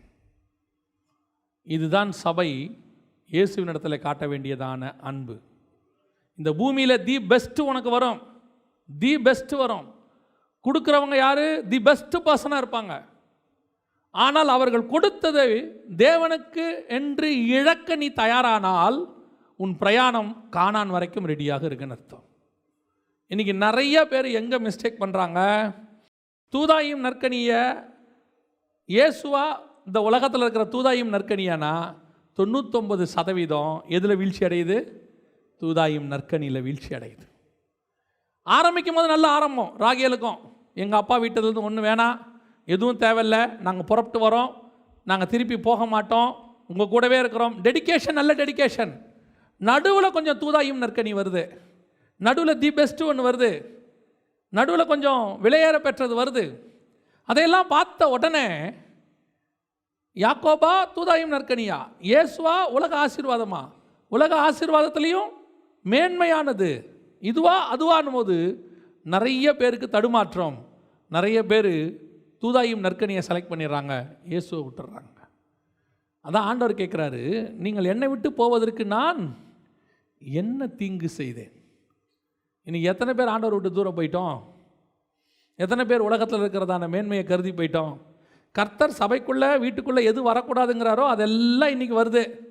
ஆனால் அதுக்கு நாம் ஏதாவது ஒரு காரணம் சொல்லிக்கிட்டே இருப்போம். நீ மேலே வர வர வர நிறைய தூதாயும் நற்கனிக்கு இம்பார்ட்டன்ஸ் கொடுத்துக்கிட்டே வரீங்க. நிறைய உலக பிரகாரமான காரியத்துக்கு இம்பார்ட்டன்ஸ் கொடுத்துட்டே வரீங்க. ஆனால் உங்களுக்கு அது தப்புன்னு தெரியும். அதான் ரொம்ப முக்கியம். உங்களுக்கு அது தப்புன்னு தெரியும். இந்த மாதிரி விக்கிரகம் வீட்டில் வைக்கக்கூடாதுன்னு தெரியும். இந்த மாதிரி ஃபோட்டோவை வீட்டில் வைக்கக்கூடாதுன்னு தெரியும். பைபிள் சொல்லுது, எல்லாம் சரி. ஆனால் காஸ்ட்லி பாஸ்டர், ஆனால் விலையேற பெற்றது பாஸ்டர், இதை எப்படி தூக்கி போட முடியும்? நீ கானானுக்கு போகவே முடியாது. ஏன்? நீ பூமியில் இருக்கிற தூதாயும் நற்கனிக்காக தேவனை விட்டவன். சில நேரத்தில் உங்களுக்கு தெரியாமல் இருக்கும், சில காரியங்கள் தெரியாமல் இருக்கும், நாம் செஞ்சுடுவோம். ஆனால் தெரிஞ்ச பிறகு அது எவ்வளவு காஸ்ட்லியாக இருந்தாலும் இமிடியேட்டாக கர்த்தருக்குன்னு தூக்கி போடணும். கர்த்தருக்குன்னு, அதான் ரொம்ப இம்பார்ட்டன்ட். கர்த்தருக்குன்னு தூக்கி போட்டு வரக்கூடிய மனநிலை இருக்குல்ல, அதை பரலோகம் உற்று கவனிக்கும் உங்ககிட்ட. ஏன்? இப்போ பாருங்கள், ஆபிரகாமை கர்த்தர் கூப்பிடுகிறார். ஆதியாகமம் 12:1-2 கூப்பிடுறார். உன் தகப்பனையும் உன் தேசத்தையும் உன் இனத்தையும் விட்டு நான் உனக்கு காண்பிக்கும் தேசத்துக்கு வா. 4வது வசனம், ஆபிரகாம் புறப்பட்டு கானானுக்கு போனார். முடிஞ்சிருச்சு. இப்போது ஆபிரகாமுக்கு தன் தேசம் அல்ல, தன் இனம் அல்ல, தன் தகப்பனும் அல்ல, தகப்பனுடைய வீடும் அல்ல, எதுவுமே எனக்கு வேணாம். எனக்கு எது வேணும்? கர்த்தர் சொன்ன கானான் வேணும். நான் கர்த்தருடைய வார்த்தைக்கு நான் கீழ்ப்படிவேன். 22ஆம் அதிகாரத்தில் கர்த்தர் அவனை சோதித்து பார்த்தார் இல்லையா? கர்த்தர் அவனை என்ன செய்கிறாரு? சோதித்து பார்த்தார். சோதித்து பார்த்துட்டு சொல்கிறாரு, அப்பொழுது அவர் உன் புத்திரனும் உன் ஏகசுதனும், எப்படி டிஸ்கிரிப்ஷன் கொடுக்குறார் பாருங்க. எப்போ அவன் பையனை கொடுப்பான்னு கேட்கல, உன் புத்திரனும் உன் ஒரே பையனும் உன் அன்புக்கு உரியவனுமானவனை எனக்கு கொடுப்பியா? கேட்கும் போதே கொடுக்க மாட்டேங்கிற இடத்துக்கு வந்துடுவோம். அவர் கேட்ட டோன் என்ன டோனு? உன் ஒரே பையன்பா, ரொம்ப அன்பான பையன், அவன் உன்னோட பையன், அதை எனக்கு தெரிவியா? அதுக்கு பதிலாக காயின்ட்ட கேட்ட மாதிரி, உன்னுடைய நிலத்தின் பயிர் வகைகளில் சிலவற்றை தருவாயானா கூட பரவாயில்ல, ஓகே பரவாயில்ல, சிலதை கொடுக்கலாம். காயின் அப்படி தானே கொடுத்தாரு, நிலத்தின் பயிர் வகைகளில் சிலவற்றை தெரிந்து கொண்டார். ஆனால் ஆபிரகாம்கிட்ட கேட்டது என்ன தெரியுமா? ஒன்றே ஒன்று தான் இருக்குது உங்ககிட்ட, அதுவும் தி பெஸ்ட் இருக்கு, அதுவும் உனக்கு பிடிச்சமானது, அதை தருவியா? அவன் அந்த இடத்துல யோசிக்காமல் தரேன்னு சொன்னான் பாருங்க. தூதாயும் நற்கனியா தேவனா, பையனா தேவனா? அவன் சொன்னான் பாருங்க, போகலாம் ஆண்டவரே, ரைட். எங்கே போய் கொடுக்கணும்? மோரியா மலையில், ரைட் கிளம்பலாம், நாளைக்கு காலையில் போகலாம். கூப்பிட்டு, தம்பி கிளம்புடா, எங்கே? ஒரு வேலையாக போகிறோம் வா. அதனால தான் அவன் ஆபிரகாம். அதனால தான் ஆபிரகாமுனுக்கு எவனோ ஒருத்தனுடைய பேரை தமிழ்நாட்டில் பிறக்கிற நீ நானும் ஏன் வைக்கிறோம்? அன்னைக்கு அவனுடைய கீழ்ப்படிதல். கர்த்தருக்கு முன்பாக எனக்கு எதுவுமே விலையேற பெற்றது கிடையாது. இந்த உலகத்தில் இருக்கிற எந்த தி பெஸ்ட்டையும் நான் கர்த்தருக்காக விட்டு கொடுக்க தயாராக இருக்கிறேன். அந்த லேயால் தான் முடிவு பரியந்தம் ஓட்டத்தை ஓடி முடித்தாள். எவள் ஒருவள் தனக்கு ஒரு உலகத்தின் மேன்மைக்காக, ஆஸ்திக்காக, உலகத்தில் இருக்கிற பணத்துக்காக அல்லது கிடைக்க போகிற எதிர்கால நல்ல வாழ்க்கைக்காக கர்த்தரை விட்டு கொடுக்குறாளோ, கொஞ்சம் அப்படி காம்ப்ரமைஸ், கொஞ்சம் நீங்கள் அப்படி விட்டு கொடுத்து பாருங்களேன். அப்படி விட்டீங்கன்னா என்ன சொல்கிறாங்க? அது பையன் மட்டும் ரட்சிக்கப்படலையா, மற்றபடி நல்ல குடும்பம், நல்லா பார்த்துப்பாங்க. அவங்க என்ன சொல்கிறாங்க? பொண்ணு போய் ரட்சிப்புக்குள்ளே நடத்தட்டுமே, பையன் ரட்சிக்கப்படாத பையன்தான், நல்ல பணக்கார வீடு, ஒரே பையன்தான், அந்த பணக்கார வீடு, ஒரே பையன், எல்லாத்துக்கும் நீங்கள் தான் அப்படிங்கிற வேர்டு எப்போ உன் காதில் விழுவது, கூடவே இன்னொன்னையும் சொன்னான் பாருங்க, பையன் இன்னும் என்ன செய்யலை, இல்லை எனக்கு தேவையில்லைன்னு சொல்லிட்டு போயிட்டே இருக்கணும். ஏன்? எனக்கு தேவனுடைய சித்தம்தான் முக்கியம், எனக்கு இங்கே இருக்கிற எதுவுமே தேவையில்லைன்னு சொல்லிட்டு போயிட்டே இருக்கணும். இன்னைக்கு எத்தனை பேர் காம்ப்ரமைஸ்? ஞாயிற்றுக்கிழமை சர்ச்சுக்கு போக முடியாது, தேவனை ஆராதிக்க முடியாது, ஆனால் அன்னைக்கு வேலை செஞ்சால் 2 மடங்கு காசு தரேங்கிறான் வெளிநாட்டில், ஓகேன்றான். ஏன்? தேவனை இருதயத்தில் தேடினா போதாதா? அவன் தான் இங்கே சொல்கிறான், சபை கூடி வருவதில் விட்டு விடக்கூடாதுன்னு. சபைக்கு வைராக்கியமாக வந்துக்கிட்டு இருந்தவன் ஒரு வேலை கிடைக்குதுன்னு ஒன்று சபைக்கு வரதை நிறுத்திட்டான். நான் டெய்லி ஜெபம் பண்ணி பைபிள் வாசித்துக்கிறேன். ஏன்? வேலை கிடைக்குமாங்க, அதானங்க முக்கியம். இதே இப்படி பார்த்தா எப்படி? ஞாயிற்றுக்கிழமை பையனுக்கு ஸ்பெஷல் கிளாஸ், டியூஷன். ஐயோ 10ஆவதுங்க, மார்க்கு குறைஞ்சிரும். அதனால் பையனை அனுப்பிச்சிட்டோம் டியூஷனுக்கு. நாங்கள் வந்துட்டோம். ஏன்? அன்றைக்கி நீங்கள் அனுப்ப முடியாதுன்னு சொன்னால் என்ன ஆகும்? 10ஆவதில் மார்க் குறைஞ்சிரும். தூதாயும் நற்கனி, தி பெஸ்ட் எதுன்னு ஆண்டவர் உனக்கு வைக்கிறார் எக்ஸாம். இதெல்லாம் எக்ஸாம். பரலோகத்துக்கு போகிறதுக்கு வேறு என்ன எக்ஸாம் வைப்பார்னு நினைக்கிறீங்க? உங்களுக்கு ஆண்டவர் உங்களை தனியாக கூப்பிட்டு சிங்கக்கபியில் தூக்கி போட்டு அப்படி தான் பண்ணுவார் நினைக்கிறீங்களா? இதெல்லாம் தான் எக்ஸாம். கர்த்தருக்கு வைராக்கியம் பாராட்டுறியா, உலகத்துக்கு வைராக்கியம் பாராட்டுறியா? தைரியமாக சொல்லணும். மார்க்கு குறைஞ்சாலும் பரவாயில்ல, அவன் தேவன்கிட்ட முதல்ல வரட்டும். ஏன்? என் பையன் இன்ஜினியராக டாக்டர் ஆகி பரலோகத்துக்கு போவானான்னு தெரியாது. ஆனால் பைபிள் படித்து மனுஷன் ஆகிட்டானா கண்டிப்பாக பரலோகத்துக்கு போயிடுவான். அவன் 70ங்கிறதுல 68 போனால் கூட பரவாயில்ல, 68 எடுத்தால் கூட பரவாயில்ல. ஆனால் ஆண்டவர் அறியாமல் போயிட்டானா? இப்போவே ஞாயிற்றுக்கிழமைக்கு பதிலாக நீ படிக்கிறத சொல்லி கொடுத்துட்டீங்கன்னா நாளைக்கு ஞாயிற்றுக்கிழமைக்கு பதிலாக வேலைக்கு போகிறத அவன் கையில் எடுப்பான். அதுக்கப்புறம் ஞாயிற்றுக்கிழமைக்கு பதிலாக சர்ச்சுக்கு போகிறதுக்கு பதிலாக சினிமா தேட்டருக்கு போவான். ஏன்? அது நாங்கள் அப்போவே சண்டே கிளாஸுக்கு போகிறதுக்கு பதிலாக நாங்கள் டியூஷன்லாம் போயிட்டுருந்தோம். அது ஒன்றும் பெரிய விஷயம் இல்லை, அவன் மைண்டில் பதிஞ்சிடும் இப்போவே. அதனால தான் அந்த காலத்தில் அவ்வளோ வைராக்கியமாக பிள்ளைகளை கூப்பிட்டு வருவாங்க. கர்த்தராக படிப்பான்னு வரும்போது நீ எதோ இம்பார்ட்டன்ஸ் கொடுத்துட்ட. ஆமாம், 15 வயசில் 13 வயசில் அவனுக்கு நீ சொல்லி கொடுத்துட்ட. சர்ச்சுக்கு போகாட்டி கூட பரவாயில்ல, படி. நாளைக்கு படித்து சம்பாரித்து 2 லட்ச ரூபா சம்பளம். ஆனால் ஆண்டவருக்குள்ளே இல்லை. நீ எவ்வளோ வைராக்கியமாக இருக்கியோ அப்படி உன் பிள்ளைகள் வைராக்கியமாக இருப்பாங்க. அதுதான் ரொம்ப முக்கியம். யோசித்து பாருங்கள். ராகேல் அந்த பழத்தை பார்த்த உடனே அவங்களுக்கு ஏவாளுக்கு என்ன வித்தியாசம்? அவ்வளோதான். கணவர் சொன்ன வார்த்தையை விட்டுட்டு பழத்தை சாப்பிட்டாங்க. இந்த அம்மா கணவரையே விட்டுட்டு பழத்தை சாப்பிட்டாங்க. அவ்வளோதான், கதை முடிஞ்சு, ஓவர். இன்றைக்கி நிறைய குடும்பம் அப்படி தான் போயிட்டுருக்குது. ஆண்டவரை விட்டுட்டு காம்ப்ரமைஸ். தைரியமாக சொல்லுங்கள், எனக்கு ஆண்டவர் தான் சொல்லுங்கள். உங்களுக்கு சொல்கிறேன், நீங்கள் அப்படி வைராக்கியம் பாராட்டும் போது கொஞ்ச நாள் நீங்கள் ஸ்ட்ரகிள் சந்திப்பீங்க. ஆனால் முடிவு சம்பூர்ணமாக இருக்கும். கர்த்தர் அதை பார்த்துக்கிட்டே இருப்பார், உன்னை உயர்த்தி கொண்டு போய் மேலே உட்கார வைப்பார். நான் ஒரு சாட்சியை சொல்லிவிட்டு முடிக்க விரும்புகிறேன். நான் யூகேயில் வேலை பார்த்துட்டு இருந்தபோது நாங்கள் ஃபஸ்ட்டு போன ஒரு மாதம் வேலை கிடைக்கல. அப்போது ஒருத்தருக்காக வேலை அரேஞ்ச் பண்ணி கொடுத்துக்கிட்டே இருக்கிறாங்க. எனக்கு 1 மாதம் ஆச்சு வேலை கிடைக்கல. அப்போ எனக்கு ஒரு வேலை கிடச்சிச்சு. அப்போ சொன்னாங்க, நைட்டு 8 மணிக்கு சொல்கிறாங்க, உடனே கிளம்புங்க, பிரைட்டனில் ஒரு வேலை இருக்குது, வர சொல்லியிருக்காங்க, நீங்கள் இம்மிடியேட்டாக போங்க அங்கே அப்படின்னு சொன்னாங்க. 8 மணிக்கு கிளம்பி நான் போய் சேரும் போது நைட்டு 11:30 மணி. அங்கே குளிர் பயங்கரமாக. போய் சேர்ந்த உடனே அவங்க சொன்னாங்க, நாளைக்கு காலையில் பேசிப்போம், நீங்கள் படுங்க அப்படின்ட்டாங்க. காலையில் எழுந்திரிச்ச உடனே அங்கே இருந்த மேனேஜர் எங்கிட்ட சொன்னார், தம்பி 7 நாளும் நீங்கள் வேலை செய்யணும் அப்படின்னார். அவர் சொன்னது 7 நாளும் வேலை செய்யணும், இங்கே லீவெல்லாம் நீங்கள் கேட்கக்கூடாது. எனக்கே 1 மாதம் வேலை இல்லை, லீவெல்லாம் கேட்கக்கூடாது, நீங்கள் 7 டேஸும் ஒர்க் பண்ணணும் அப்படின்னாரு. நான் சொன்னேன், இல்லைங்க எனக்கு சண்டே லீவ் வேணும்னு சொன்னேன். அவர் சொன்னார், எந்த நாள் வேணாலும் லீவ் கொடுப்பேன், சண்டே மட்டும் என்னால் என்ன செய்ய முடியாது, கொடுக்க முடியாது. ஏன்னா நீங்கள் இருக்கிற ஏரியா டூரிஸ்ட் ஏரியா, இங்கே சாட்டர்டே சண்டே தான் என்ன வரும், க்ரௌடு வரும். நீங்கள் கண்டிப்பாக சாட்டர்டே சண்டே என்ன செய்யணும், ஒர்க் பண்ணணும். நான் சொன்னேன், முடியாதுன்னு சொன்னேன். என்னால் முடியாது, எனக்கு சண்டே கண்டிப்பாக லீவ் வேணும். அவர் என்ன எப்படி ஒரு 2 நிமிஷம் பார்த்துட்டு கேட்டார், வேலை இல்லைங்கிறீங்க, வேலை கொடுக்குறோங்கிறோம், அதனால் லீவுன்றீங்க, ஊரை விட்டு சம்பாதிக்க தானே வந்தீங்க இங்கே, அப்புறம் ஏன் நீங்கள் அப்படி சொல்கிறீங்கன்னாரு. நான் சொன்னேன், சர்ச்சுக்கு போகணுன்னு. அவர் கேட்டார், நீங்கள் கிறிஸ்டினான்னாரு. ஆமாம். என்ன நினச்சா தெரில, கர்த்தர் கிருபை தந்தார், சரி எடுத்துக்கோங்க லீவுன்ட்டார். நான் சொல்லுவேன், நான் இருந்த ஏரியா ஈஸ்டாமுக்கும் பிரைட்டனுக்கும் ட்ராவல் பண்ணணும்னா 3.5 மணி நேரம் ட்ராவல் பண்ணணும் ட்ரெயினில் வர்றதுக்கு. பிரைட்டன்லேருந்து நான் லண்டன் சென்ட்ரலுக்கு லண்டன் சென்ட்ரல்லேருந்து ஈஸ்டாமுக்கு வரணும், 3.5 மணி நேரம் ஆகும் ட்ரெயினில். ஒவ்வொரு ஞாயிற்றுக்கிழமையும் நான் வருவேன். ஒவ்வொரு ஞாயிற்றுக்கிழமை கர்த்தர் என்னை வர வச்சார். காலையில் புறப்பட்டு மதியானம் வருவேன். 4 மணிக்கு ஆராதனை, 6:30 மணிக்கு முடியும். முடிச்சுட்டு சாப்பிட்டு முடிச்சுட்டு 7 மணிக்கு எடுப்பேன் ட்ரெயின். நைட்டு 10:30-11 மணிக்கு போவேன். இது ஈச் அண்ட் எவ்ரி சண்டே 1 வருஷம் முழுக்க நான் பண்ணேன். நான் சொல்லுவேன், கர்த்தர் அதை பார்த்தார்னு சொல்ல, கிருபையாக சொல்கிறேன், இன்றைக்கி இந்த ஊழியத்தில் கொண்டு வந்து கர்த்தர் நிறுத்தி வச்சிருக்கிறார்.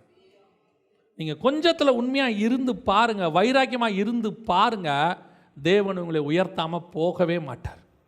அவர் மறக்கிறதுக்கு மனுஷன் அல்ல. நீ செய்கிற ஒவ்வொரு சின்ன சின்ன வைராகியத்தையும் கர்த்தர் பார்த்துக்கிட்டே இருப்பார். அதுவும் நீ விலையேற பெற்ற உலகத்தில் ப்ரீஷியஸ்ன்னு சொல்கிறத தூக்கி போட்டுட்டு போகிறதுக்கு என்னவாக இருக்கணும்? ரெடியாக இருக்கணும். அந்த வைராகியம் சாவர வரைக்கும் இருக்கணும், எல்லாத்துலேயும் இருக்கணும். இந்த உலகத்தில் எதை கொண்டு வந்து கொடுத்து இயேசுவா அதுவான்னு கேட்டால் எனக்கு இயேசு தான் மெயின். இது தேவை இல்லைன்னு சொல்லணும். அது எதுவாக இருந்தாலும் உங்களுக்கு உலகத்தில் நம்பர் 1 அப்படிங்கிறது ஜீசஸ் கிரைஸ்டாக தான் இருக்கணும். பணமோ படிப்போ பதவியோ பட்டமோ குடும்பமோ எல்லாமே ரெண்டாவது, அத்தனையும் செகண்ட். எது ஒன்று ஃபஸ்ட்டுக்கு வருதோ, அது படிப்பு வருதோ வேலை வருதோ, அது எப்போ உன் தேவனை நீ ஆராதிக்கிறதுக்கும் தேடுறதுக்கும் தடையாக மாறுதோ அது தூதாயும் நற்கனி. தைரியமாக சொல்லணும், இது எனக்கு வேணாம், எனக்கு என் மணவாளன் போதும். அப்படி ஒரு வைராக்கியத்தோடு நீ இருக்கணும், கடைசி வரைக்கும் இருக்கணும். இருக்க இருக்க இங்கேயும் உயர்த்திக்கிட்டே வருவார், அங்கேயும் உயரத்தில் கொண்டு போய் மேலே உட்கார வச்சுருவார். அல்லேலூயா.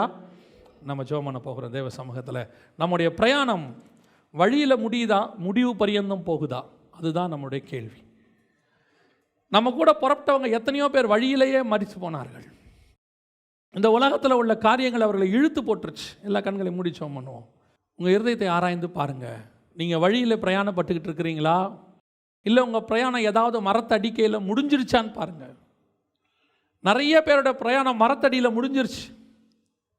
அப்சலோம் பிரயாணம் முடிஞ்சிருச்சு, சவுல் பிரயாணம் முடிஞ்சிருச்சு, ராகேல் பிரயாணம் முடிஞ்சிருச்சு. ஆனால் கானானுக்கு பேர் என்ன பைபிளில் தெரியுமா? ஜீவனுள்ள ஒரு தேசம். இந்த கானானுக்குள்ளே போய் மரித்த பரிசுத்தவன்களை பார்த்து இயேசு சொல்கிறாரு, அவர்களெல்லாம் ஜீவன் உள்ளவர்கள்னு சொல்கிறார். ஏன்னா அவங்க பாரடைஸில் உயிரோட கூட இருக்கிறாங்களாமா, ஜீவன் உள்ளவர்கள். இன்றைக்கி நாம் எப்படி இருக்கிறோம்? போயிட்டே இருக்கிறோம், வழியில் நிறைய சொரூபத்தை மறைச்சி வச்சுருக்கிறோம். உங்கள் கூடாரத்துக்குள்ள யாருக்கும் தெரியாது, கர்த்தருக்கு மட்டும் தெரியும். சகலம் அவருக்கு முன்பாக நிர்வாணமாக இருக்கிறது. கேடுள்ளதும் திருக்குள்ளதும் உள்ளே இருக்குது. மேலே மூடி போட்டு உக்காந்துட்டீன்னா யாருக்கும் தெரியாதுன்னு நினச்சிட்டீன்னா, உன் கணவனுக்கு தெரியாது, மனைவிக்கு தெரியாது, தகப்பனுக்கு தெரியாது, தாய்க்கு தெரியாது. ஆனால் உன் கூடாரத்துக்கு மேலேருந்து ஒருத்தர் கூடாரத்துக்கு உள்ளே பார்த்துக்கிட்டு இருக்கிறாரு, அவருக்கு தெரியும். அந்த நீ உட்கார்ந்துருக்கிற சொரூபம் விலையேற பெற்றது நீ நினைக்கிற, நீ மறைச்சி வச்சிருக்கிறது விலையேற பெற்றதுன்னு நினைக்கிற. ஆனால் ஆண்டவர் சொல்றாரு, அது உன்னை வழியிலே கொல்லும், அது உன்னை வழியிலே கொல்லும். நீ சிரியாவிலிருந்து எதையும் கானானுக்கு எடுத்துகிட்டு போகக்கூடாது. இந்த பூமிக்குரியதிலிருந்து எந்த பழக்க வழக்கமும், இந்த பூமியில் இருக்கக்கூடிய எந்த ஒரு காரியமும் பரலோகத்துக்கு வராது, அது இங்கேயே போயிடும். இன்றைக்கி ஆண்டவர்கிட்ட அதை ரிமூவ் பண்ணுங்கள், கூடாரத்தை சுத்தமாக்குங்க, தூக்கி வெளியே போடுங்க. கர்த்தருக்கு அருவருக்கிற எந்த காரியம் வந்தாலும் தூக்கி வெளியே போடுங்க. அது எப்பேற்பட்டதாக இருந்தாலும் வெளியே போடுங்க. கூடாரத்தை சுத்தம் பண்ணுங்க. ஆண்டவர்கிட்ட வந்து ஒரு சாட்சி வாங்கணும், யாக்கோபே உன் கூடாரம் எவ்வளவு அழகாக இருக்கிறது. ஆண்டவர் சொல்லணும், அப்படி பார்த்து சொல்லணும்.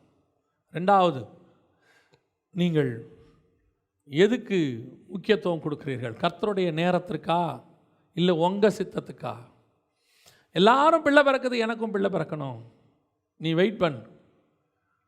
உன்னை உருவாக்கினவர், உன் தாயின் கருவிலே எலும்புகளோடு கூட உன்னை உருவாக்கின தேவன், உன் எலும்புகளை உருவாக்கின தேவன் உன் கர்ப்பத்தில் குழந்தையை உருவாக்கவும் வல்லமை உள்ளவராயிருக்கிறார்.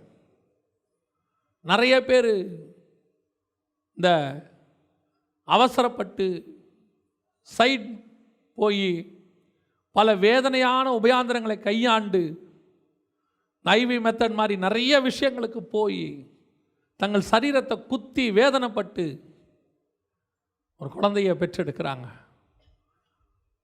ஆனால் அது தேவனுடைய நேரத்தான், அதனால வந்ததான் நீங்கள் பார்க்கணும். இதுக்கு பின்னாடி நிறைய விஷயங்கள் இருக்குது.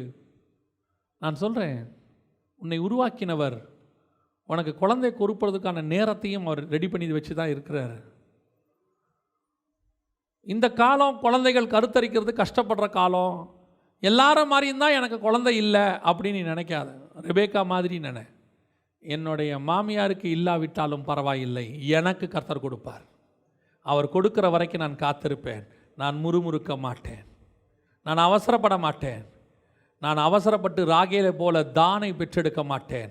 நான் பொறுமையோடு காத்திருந்து யோசேப்பை பெற்றெடுப்பேன். உனக்கு ஆண்டவர் வச்சிருக்கிற ஆசீர்வாதம் யோசேப்பு மாதிரி. ஆண்டவர் எத்தனையோ ஆசீர்வாதமான வேலையை உனக்கு வச்சிருக்கிறார். உன் பிஸ்னஸில் வச்சிருக்கிறாரு, உன் குடும்ப வாழ்க்கையில் வச்சிருக்கிறாரு. அவசரப்பட்டு ஷார்ட்கட்டில் போயிடாத. போன அது விரியனாக மாறிடும்.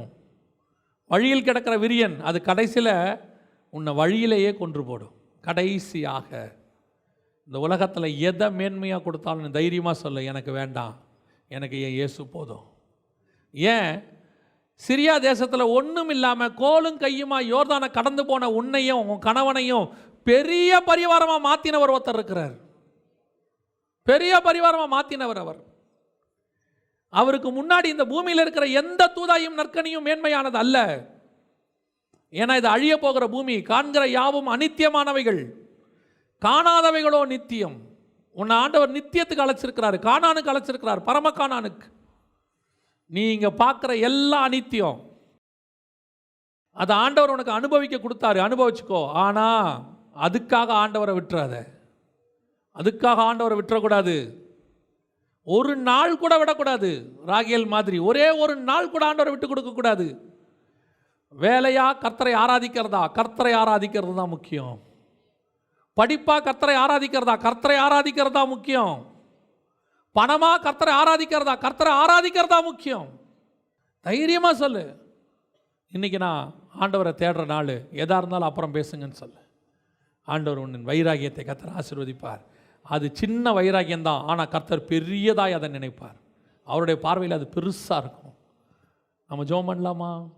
கர்த்தர் கூட இடைப்பட்டு இருப்பாரானால், நான் வழியில் மறிக்கிற நிலைமையில் எனக்குள்ள சில காரியங்கள் காணப்படுது, இல்லை எனக்கு அது இல்லை, நான் கானானுக்குள்ளே போயிடணும், என் பிரயாணத்தை நான் ஓடி முடிச்சிடணும் அப்படின்னு ஒரு வைராக்கியத்தோட தீர்மானத்தோட நீங்கள் ஜெபிக்க விரும்பினா உங்கள் கரங்களை ஆண்டவருக்கு நேராக உயர்த்தி ஆண்டவர்கிட்ட சொல்லுங்கள், ஆண்டவரே முடிவு பரியந்தம் நான் ஓடி முடிக்கணும். ஆண்டவரே நடுவில் எதுவும் என்னை நிறுத்திடக்கூடாது, எதுவும் என்னை தடுத்துடக்கூடாது. எதுவாக இருந்தாலும் பரவாயில்ல ஆண்டவரே, உங்களுக்குன்னு தூக்கி போட்டு வர நான் தயாராக இருக்கேன். அது ஏக சுதனோ, நேசகுமாரனோ, ஒரே பையனோ, புத்திரனோ, என் தகப்பன் வீடோ, இனமோ, தேசமோ. ஏன்னா நான் கோலும் கையுமா இருக்கும்போது நீங்கள் மட்டும்தான்ப்பா என் கூட இருந்தீங்க, வேற யாரும் என் கூட இல்லை ஆண்டவரே. நான் தனியாக ஒரு இடத்துல தனியாக நடந்துட்டு போகும்போது நீங்கள் மட்டும்தான்ப்பா என் கூட இருந்தீங்க. வீட்டுக்குள்ள ரூமுக்குள்ள படுத்துக்கிட்டு எதிர்காலம் என்னவா ஆயிடுமோன்னு பயந்து போய் ஸ்ட்ரெஸ்ஸில் அழுதுகிட்டு இருக்கிற காலத்தில் நீங்கள் மட்டும்தான் என் கூட இருந்து தேற்றினீங்க. இப்போ எல்லாம் வந்துருச்சு என்னை சுற்றி, ஆனால் எதுவும் நிரந்தரம் இல்லைன்னு எனக்கு தெரியும் ஆண்டவரே. இப்போவும் நீங்கள் என் கூட தான் இருந்து நடத்துறீங்க. நீங்கள் மட்டும் இல்லாமல் போனால் நான் ஒன்றுமே இல்லை ஆண்டவரே. தைரியமாக சொல்லுங்கள், அதுதான் உண்மை. அந்த இயேசு உங்க கூட நம்ம கூட இல்லாமல் போனால் இன்றைக்கும் நம்மளை தூத்து போடுறதுக்கு ஒரு பெரிய குரூப் சுற்றிக்கிட்டு இருக்குது. இப்போ நாம் நின்றுட்டு இருக்கிறதுக்கு காரணம் நம்ம அனுபவம், நம்முடைய பலன், நம்முடைய சுற்றி இருக்கிற இன்ஃப்ராஸ்ட்ரக்சர் எதுவும் கிடையாது. கிருபை நம்மை நிறுத்தி கொண்டிருக்கிறது. எத்தனையோ சாம்ராஜ்யங்கள் விழுந்து போய்விட்டன, எத்தனையோ ராஜாக்கள் மடிந்து போய்விட்டார்கள், எத்தனையோ கோடீஸ்வரன்கள் ஒரு ஆக்சிஜன் சிலிண்டர் கிடைக்காம செத்து போயிட்டான். ஆனால் உன்னையும் என்னையும் முடிவு பரியந்தம் ஓட வைக்கிறவர் ஒருவர் இருக்கிறார். அவர் இருக்கிறதுனாலே நீயும் நான் அவர் தோல் மேலே உட்காந்து ஓடிக்கிட்டு இருக்கிறோம். இல்லைன்னா காணாமல் போயிடுவோம், ஊதி தள்ளிடுவாங்க. ஏன்னா எவனை விழுங்கலாமோன்னு பிசாசு ஒரு பக்கம், அவன் ஏற்படுத்தி வச்ச ஆட்கள் இன்னொரு பக்கம். எவனை விழுங்கலான்னு நம்மளை காத்துக்கிட்டு இருக்க ஒரு கூட்டம். நாம் நிற்பதும் நிர்மூலமாக ஆகாமல் இருப்பதும் கர்த்தருடைய கிருபை. ஒப்பு கொடுப்போமா தேவ சமூகத்தில்? தைரியமாக ஆண்டவருக்காக வைராக்கியமாக சொல்ல, ஆண்டவரை நீங்கள் இல்லாவிட்டால் நான் ஒன்றுமே இல்லைப்பான்னு சொல்ல. எங்கள் சர்வ வல்லமை உள்ள தகப்பனே, ஆண்டவரை வைராக்கியமாய் கரங்களை உயர்த்தி உமக்கு முன்பாக அறிக்கையிட்டு, எங்கள் தேவனாகிய கர்த்தர் ஒருவரே எங்களோடு கூட இருந்தார். நாங்கள் செங்கடலை கடக்கும் போதும் நீர் ஒருத்தர் தான்ப்பா இருந்தீங்க. நாங்கள் வனாந்தரத்தை கடக்கும் போது நீங்கள் தான்ப்பா இருந்தீங்க. நான் யோர்தானை கடக்கும் போது நீங்கள் தான்ப்பா இருந்தீங்க. நான் தண்ணிக்கு இல்லாமல் வறண்டு போய் கடைசி மூச்சில் சூரச் செடிக்கு கீழே படுத்திருக்கும் போது நீங்கள் தான்ப்பா என் கூட இருந்தீங்க. வேற யாரும் கூட இல்லை ஆண்டவரே, ஒருத்தர் கூட இல்லை ஆண்டவரே. நீங்கள் மட்டும்தான் கூட இருந்தீங்க. நடத்தி கொண்டு வந்து இன்றைக்கி கானானுக்குள்ளே வச்சிட்டீங்கப்பா. ஆண்டவரே, நான் முடிவு பரியந்தம் ஓடி முடிக்கணும். நாங்கள் முடிவு பரியந்தம் ஓடி முடிக்கணும். எங்கள் சபைக்குள்ளே அத்தனை பேரும் ஓடி முடிக்கணும். ஒருத்தர் கூட வழியிலே மறிக்கிறவர்களாக இருக்கவே கூடாது தகப்பனே. நீர் அப்படி செய்ய போகிற தயவுக்காக உமக்கு ஸ்தோத்திரம். ஆசிர்வதியும், வழி நடத்தும். எங்கள் ஆண்டவர் இயேசுவின் நாமத்தில் ஒப்பு கொடுத்து ஜெபிக்கிறோம் எங்கள் ஜீவனுள்ள நல்ல பிதாவே.